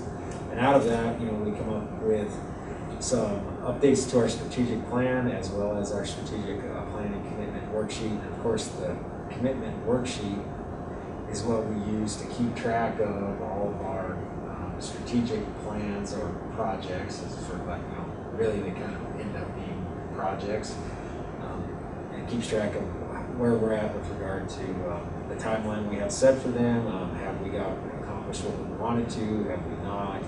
And I think what we really need to consider at this particular time point is whether or not any of our priorities have changed.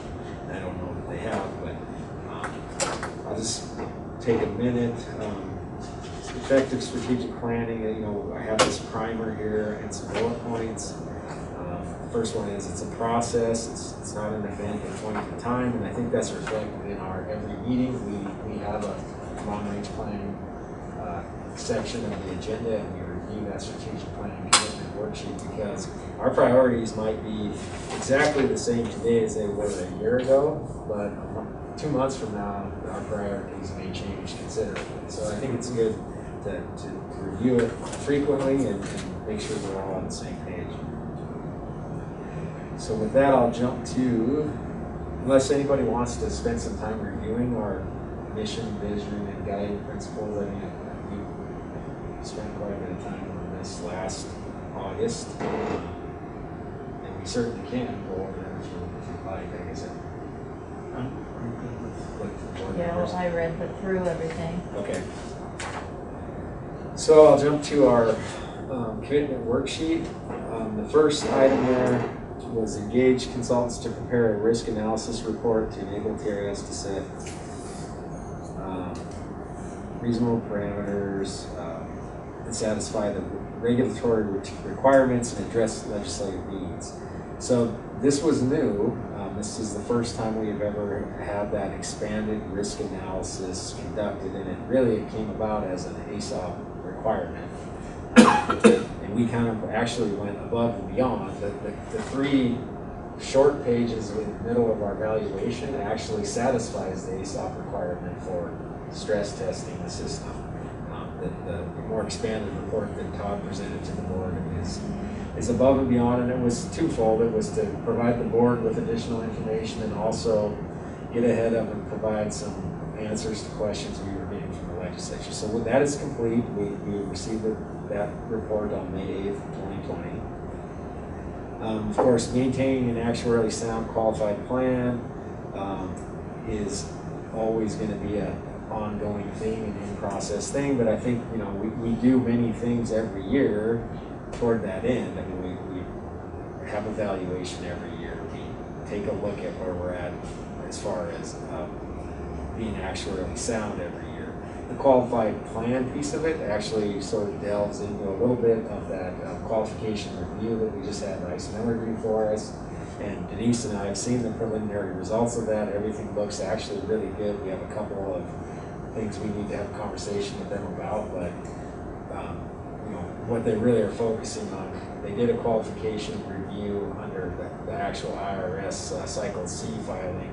I think that we got the results of that in 2013 or 2014, and then since that time the IRS stopped doing theirs, so we hired Ice Miller to do a qualification review similar to a qualification review, and they really focused on all the statutory changes that have taken place since that point in time. Things look good. So we are in process and actually recently in process on maintaining a qualified plan. I spoke to actuarially sound plan already. That's in process.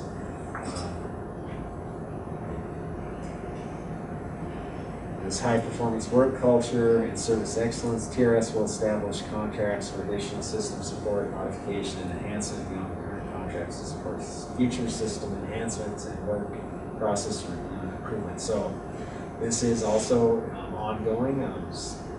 As you all are very well aware, we had about a 6-year structured M-Trust project in a couple of different phases. Work on M-Trust continues, not in a full-blown IT project scope of work, but more in targeted enhancement work. And so we had that conversation with Nolan earlier today.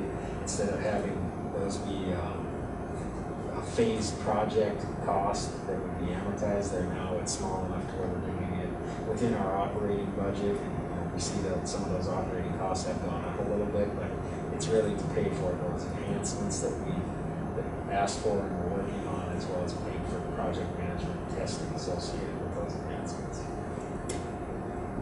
So work continues in that area.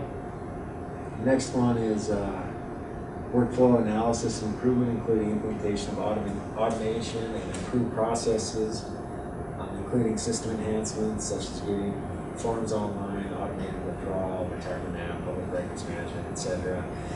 As you know, we in the last year, maybe just over a year and a half, we did roll out online beneficiary designations to our members, which has actually been very successul. And we're looking to roll out online withdrawals by the end of this current fiscal year. It should go into production right around the end of June next year. So that's the next step. And then I think what we'll probably look at after that, depending on how everything goes with online withdrawals, because it's going to be a little bit, it's less complicated from a process standpoint than an online beneficiaries, but it's more complicated from a security standpoint because we're going to have to implement two-factor authentication and do some little bit higher scrutiny from the security side of the house, just because it's going to be a transaction where money's actually moving through the door, which obviously retirement application is similar to that. So if we can get all of that set up, it kind of sets the stage for potentially going to an online retirement application down the road. That's what we're hoping for. Okay, so process system documentation, develop manual flow charts, engage technical writers to job shadow and prepare documentation. So this was one that we added, the language, engage technical writers to job shadow and prepare documentation to get our desk manuals more up to date. And we have not started that yet. I don't know that we will until probably next fiscal year. Tough to job shadow when people are at home. It is. It would be real difficult to do in this environment. Now, with that said, we're always constantly improving our online help, which is part of the Entrust. Any of our staff that's working in Entrust, they hit a help button. They can search by word and find all kinds of information on how to use the system. So we have kind of shifted to some degree some of those processes over into the online help, but there is some documentation that we have for various positions here at TRS that should be updated, and with Darla's normal communication duties as well as the online help and interest. There's no way, unless we want to dedicate the next 20 years to it, that she's going to have time to get through all of it. So we will, I think, tackle that once we're all back in the office, and we'll budget for it next year. Okay, so this next one here, obviously, that we've been working diligently on this for the last few years, but it's explore options to utilize the TRS real estate asset, former building, to the best financial and operational benefit to the system. The remodel was recently completed. It is leased out to another state agency at this point, and we're here a little bit later today. We're going to discuss potential options for selling the building. So we've done a lot in that area, and we have a little bit left to do, but I think we've accomplished quite a bit related to the Is the agency moved into the building yet? Yes, they are. They've been actually paying. The lease started. Let me think about this. I think they got in there in the middle of June, I believe. So they've been in there for a while. This one I have recommended as a fiscal year 22 to hire, and that's develop internal and external audit capacity. This is that internal audit position that we're hoping to bring on here at some point. We did not budget for it in fiscal year 21. We talked about it when we did the budget review, and we'll look to add that position in fiscal year 2022. Kind of for the same reasons as the technical writer shadowing people. Right now, it would be hard, I think even harder for someone to come in off the street with the qualifications to really to be an auditor and try to learn people what they're doing when they can't sit down together. It'd be difficult. So we'll look at doing that in fiscal year 2022 when things hopefully are back closer to normal. Continue with formal strategic planning every 2 years. That is ongoing. We did the formal planning last year. This year is every other year in August we take a good look at that, but not necessarily recreate everything that we just did. And we're going on several of these sections of 2-year increments where we have a strategic plan. And according to Jim Cairns, at least, he's actually very complimentary of the TRS board, in that we don't just have a plan and it's a plan to have a strategic plan. We actually go in and check things off the plan, make strides towards meeting our strategic plan. Okay, so then we get into goals and objectives that are related to communications. So the first one there is executive director and board member attendance at school superintendent meetings in non-legislative years. I did that. I did do this last fall and winter.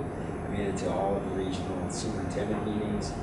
I've already been requested to attend a couple of them this coming fall, even though it's going to be a legislative legislative year. I will try to make those up until the session starts. Obviously, once the session starts, I'm not going to be able to commit to a meeting on any certain day.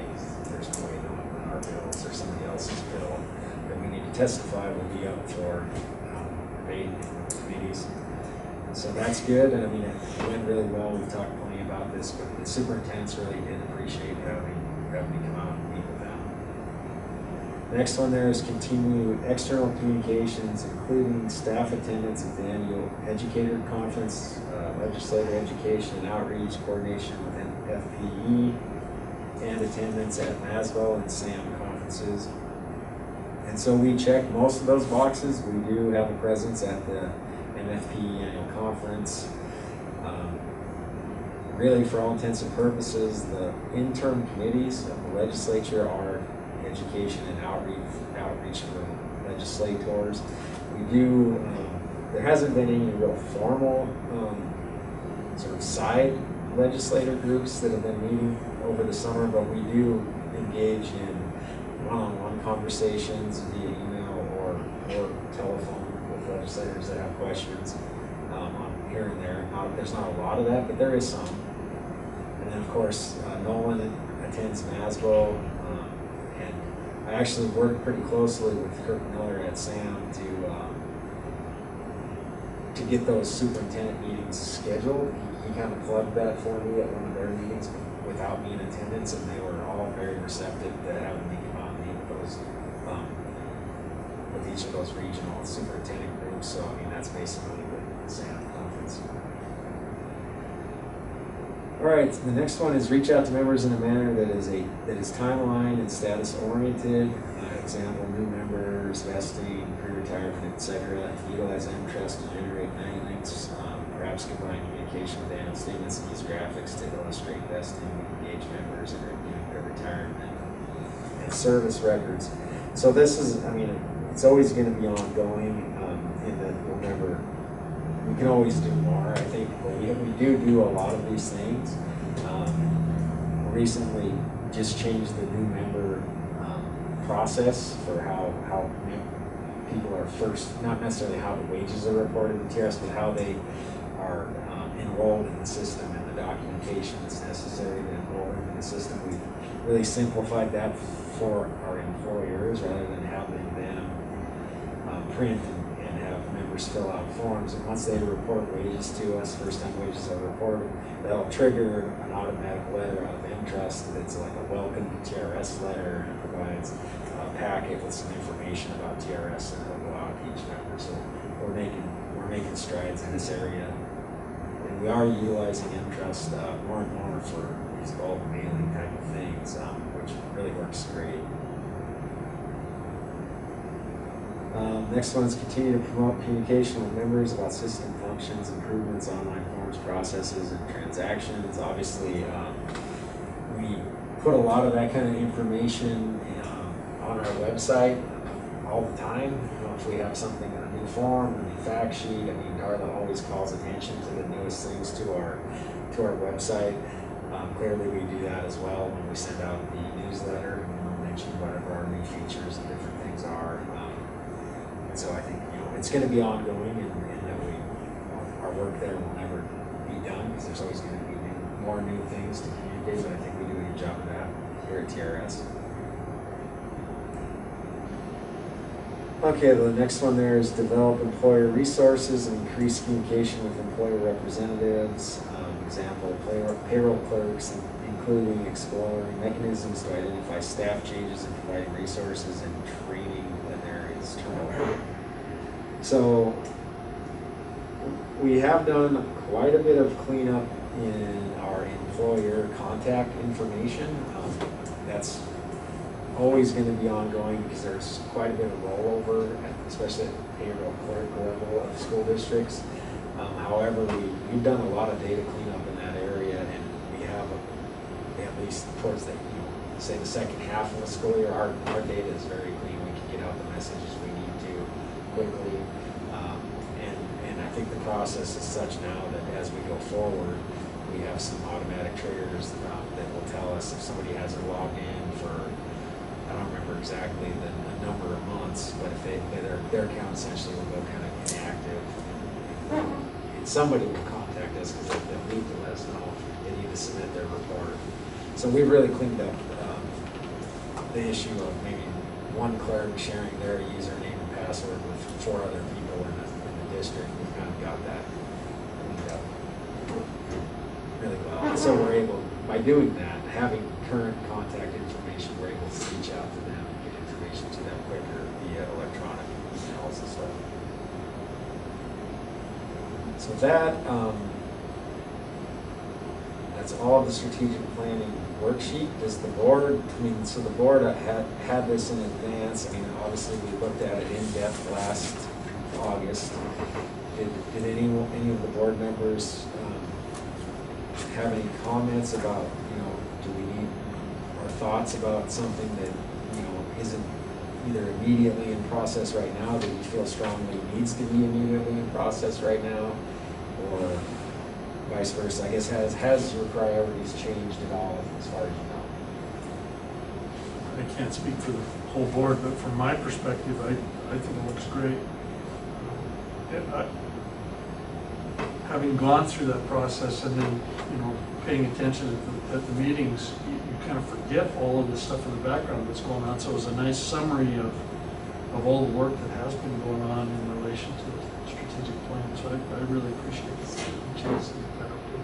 Have we tried in the recent past to look at maybe trying to solicit more emails from people and sending more communication out that way, maybe through the M-Trust program?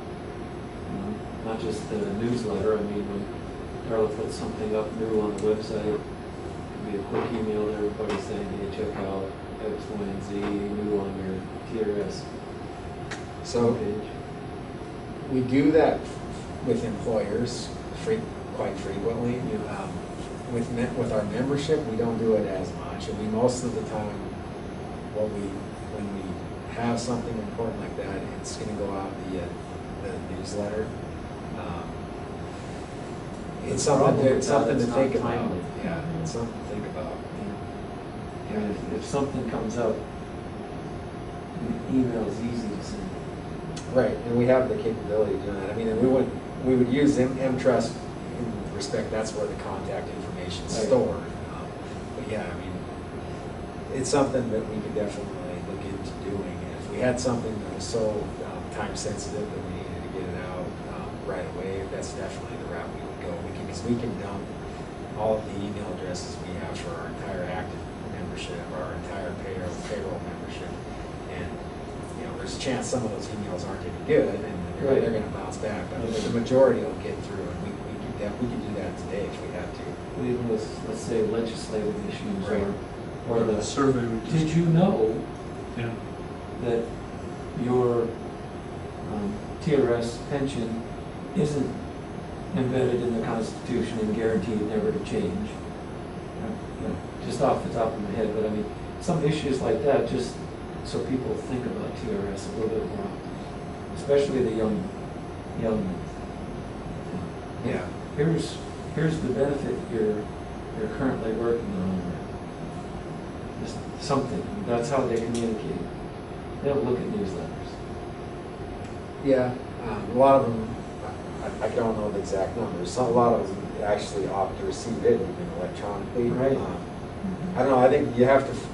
We would want to use it sparingly. I think there's a fine line between turning into, spam that nobody ever looks at. Right. Yeah. Totally don't want it to be spam. Right. But every other month kind of thing, if there's some issue that may help them think about retirement or just a thought. Yep. Especially if there were some subsets of our a good example would be our Gen Xers. Maybe there's some information that's really specific to concerns that they had or something like that. Yeah. The three-legged stool conversation. Right. Yeah. As a member of the Personnel Committee, this document is very useful when we're doing Sean's evaluation. It is fundamental to that conversation.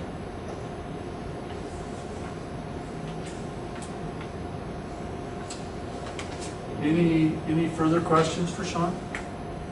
Or comments? This is Dan here. It's a little challenging on this Zoom meeting to try and participate because I don't think you guys are hearing well, but I would like the comments about the survey that was done by Darla, which I thought was fabulous. And some of the things that was particularly what Jeff was just reiterating about some people not even being aware that it wasn't in statute. And what I'm wondering is, as part of the content that you deliver when you take road trips and you meet school districts, if you might add to that point. And it also occurs to me, Montana Teachers Retirement System, for better or worse, is a political entity, at least in this regard. We're very concerned about preserving the defined benefit system. And if we engage some of these younger members so that they at least are aware of the difference between the DB plan and undefined benefit plan, then they can have communication with their legislators, and that will have some impact long term. Absolutely. Excellent comment.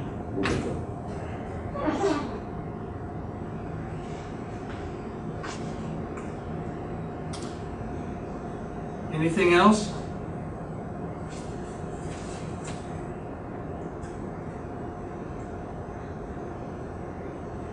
Okay, not hearing that. At this point in time, do we have any public comment in relation to our long-range planning?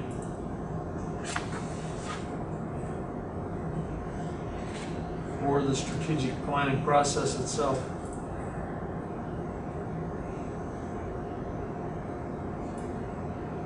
Okay, hearing none, we will move on to the information about the old TRS building. Okay, thank you, Mr. Vice Chair. So within your board packet, I provided each of you with a copy of an updated real estate appraisal of the value of the building as of June 30th, 2020. If you remember, we had the building appraised about 4 years ago now, 3 or 4 years ago now, and at that time it appraised for $891,000. We got authorization from the legislature to expend TRS funds to remodel that space. And we did that for $550,000. And you will see, I believe it's on page 177 of the packet. Sort of the, I'll scroll down here quickly, trying not to make everybody sick, but you'll see that the value of the building currently, with all of the upgrades that are in place, as well as the 10-year lease that's in place, they do take that into account, is $1.41 million.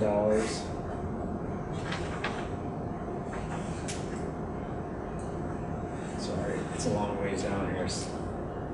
So those, I mean, I think all of the board members are the exact same as they were the last time we had the building appraised. So really, if you remember the old appraisal, this document is, there wasn't a lot that changed other than, you know, they did give us credit for all of the upgrades. So the document itself didn't change a lot. Obviously, the calculations changed based on those upgrades, and the fact that we have it leased out. Let me get down here.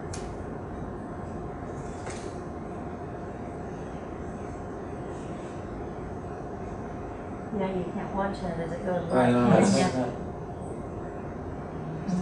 So right here on page 177, they have the cost approach, the sales approach. He couldn't really complete a sales approach because there is no truly comparable building that resides on the Capitol complex, and there's nothing that's been for sale on that complex for many years. So he couldn't really do that. But what he did utilize was the income approach here. He weighted it at 75% value, and then the cost to build that same building, you know, obviously not in the exact same location, because that exact location doesn't exist. And he weighted it at 25% of the value. And you can see that his appraisal of that building where it sits today is $1.41 million. So what I wanted to discuss with the board today was not only the results of that real estate appraisal, but we've talked many times about, does it make sense to continue to lease it, or should we pursue selling the building if there was an interested party that would fit with the uses of that building. It's zoned such that you can't just use that building for anything. It has to be office space. The appraiser did some digging into the code. I think you could, like a private party could own that building and use it for office space potentially, but it's a lot cleaner if it's just another governmental entity. So, as you know, I mean, we have been in conversations with BOI about that building now for a few years. I think BOI has discussed that building at some of their meetings. To me personally, my recommendation would be, if we can get fair market value for the building, we should do that rather than, we're in the business of providing retirement benefits, not in the business of being a real estate owner and landlord, if that makes sense. Do you think that this valuation is fair market value? I do. I received a first draft of the appraisal, and the appraiser was giving us credit only at the starting rate, even though it's a 10-year lease agreement we have on that building. So he was giving us credit on the income approach just based on the square footage rate for year one. It did not take into account that we have a 3% escalator built into that lease agreement, so each year it goes up by 3%. And then, in addition to that, I thought the original value of the land that was in the first draft of the appraisal was too low. I mean, just based on that location. And so I worked with him and had some discussions with him, and he did go back to the drawing board, and actually the number you see there reflects changes he made to the appraisal that reflect, instead of using year one lease rate, he's using year 5, and he increased the value in the appraisal of that land by $150,000, just because he doesn't really have anything one-to-one to compare it to, but there's plenty of land in Helen that has sold. So he's given it a premium for the location, but a premium that he feels comfortable with. He hasn't, I'm not going to say you couldn't possibly get more than that. The problem, I think, would be if we were to ask more than that, is BOI as a fiduciary, they're a fiduciary for TRS, but they're also a fiduciary for whatever fund they're going to be purchasing that building with. And so I think they would have a hard time paying over what the appraised market value is as a fiduciary. And so this income amount, the 1.446, is 10 years based on the 5th year, which basically would say how much you get over that 10-year period before any other costs we would have with that building. There's that income approach takes into account your monthly fees. Your monthly costs, yes. So it does take in the snow removal and all the other charges. Yeah, it does. So you keep it. Supposedly you have 1.446 million in the bank at the end of 10 years. You sell it, you have 1.41 million without any potential interest. But I mean, that's just how much we'd be credited to the TRS account, and then whatever interest it would earn over that 10-year period would be the addition that we would have as opposed to keeping the building. Does that sound right?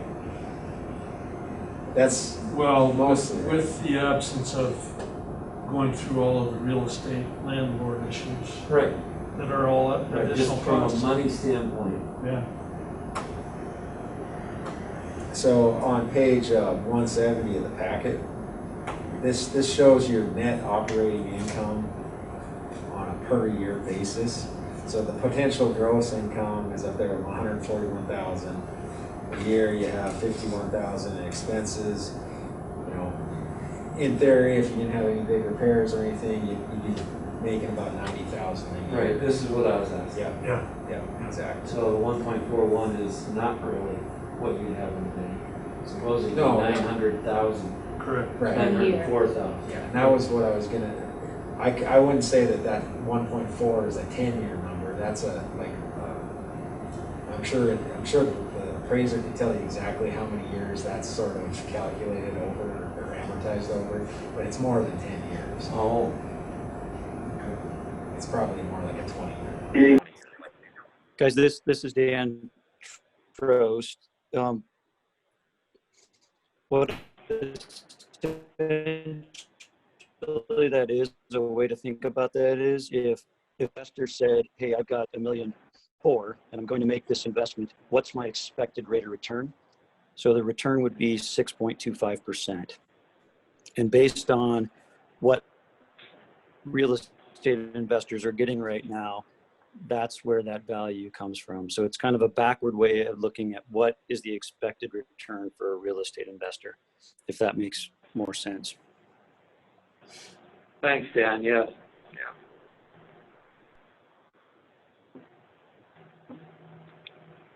Well, in addition to that, having the capital tied up in the property means that that capital is not liquid to the teacher's retirement system. In addition, even big companies like Walgreens, for example, not manage their own real estate specifically because that is not their area of expertise. So I have a question. The choice that we would make on whether or not to list this for sale or not, would that require a board vote, or is that an administrative decision? I believe, Daniel, that is one of our action items that we have to deal with in today's agenda in terms of authorizing the negotiations. And I'm assuming we would have to approve those results. Yes. Yeah, so this is Sean. I agree with Scott.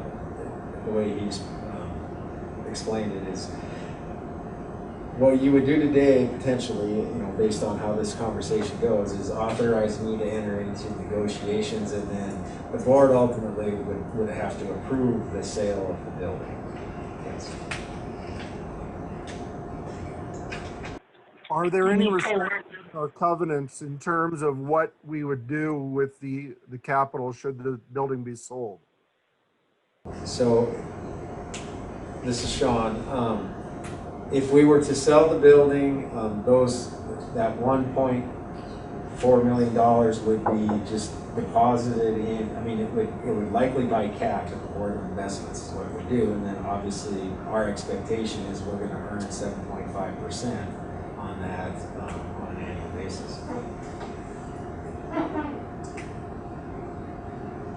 Sean, would you, when you say go ahead? When you say go into negotiations, are you talking direct negotiations, not having a realtor, taking a realtor cut out of this? Correct. It would be direct negotiations. Okay, thank you, because that would be a heck of a loss to that number.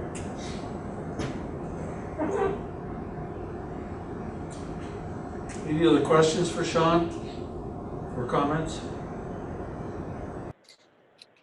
I just have one quick comment. I think the investment back into that property paid off quite nicely with the expected value probably around $1.3 million and the actual value closer to $1.4 million. So I think that sort of validates that decision to make those enhancement to the property.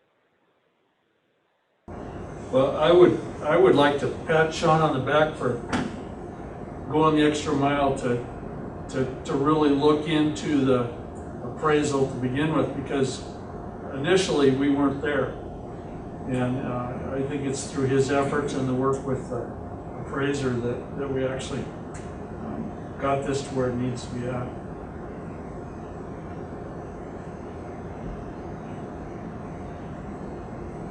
Agreed. This is, so given Daniel Trost's math on this, the 0.25% return that's expected if we keep the building compared to the 7.75 we'd expect through Board of Investments, and also the lack of additional attention John and his staff would have to give by keeping us as landlords, I would like to move, authorize the director to put this property up for sale as he sees. We missed the last part of that, Daniel. I'd like to move that we authorize Sean to negotiate with the Board of Investments to sell this property. I would second that motion. Raise your hand. It's been moved and seconded that we authorize. Any questions on that motion?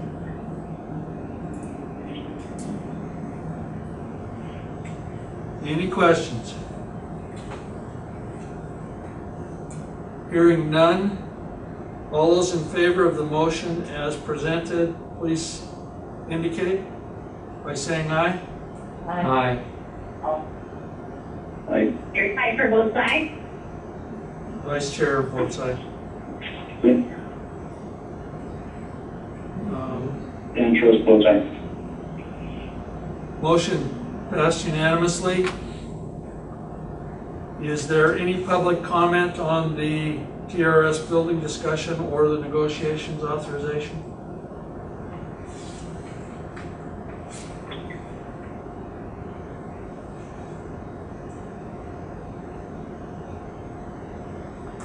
Hearing none, we'll move on to the next part of the agenda, which I believe is a closed meeting. Correct? It is. And maybe, real quick, Mr. Chair, or Vice Chair, if you don't mind, I'll just mention for our audience, we are going to go into closed session for litigation strategy. We will reopen the meeting briefly for the board to authorize a representative to go to mediation on their behalf. And then we do not have any disability applications to review today, so immediately following that authorization and public comment, the meeting will be adjourned. So.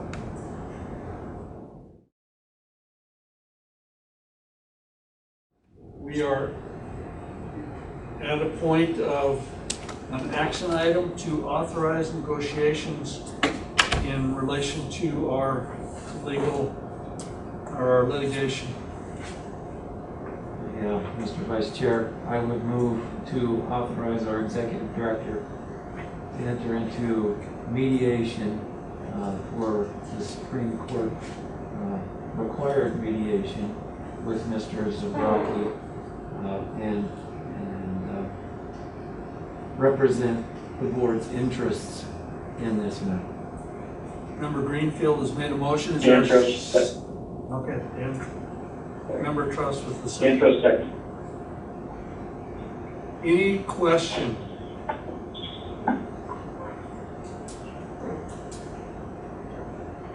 Any discussion or question?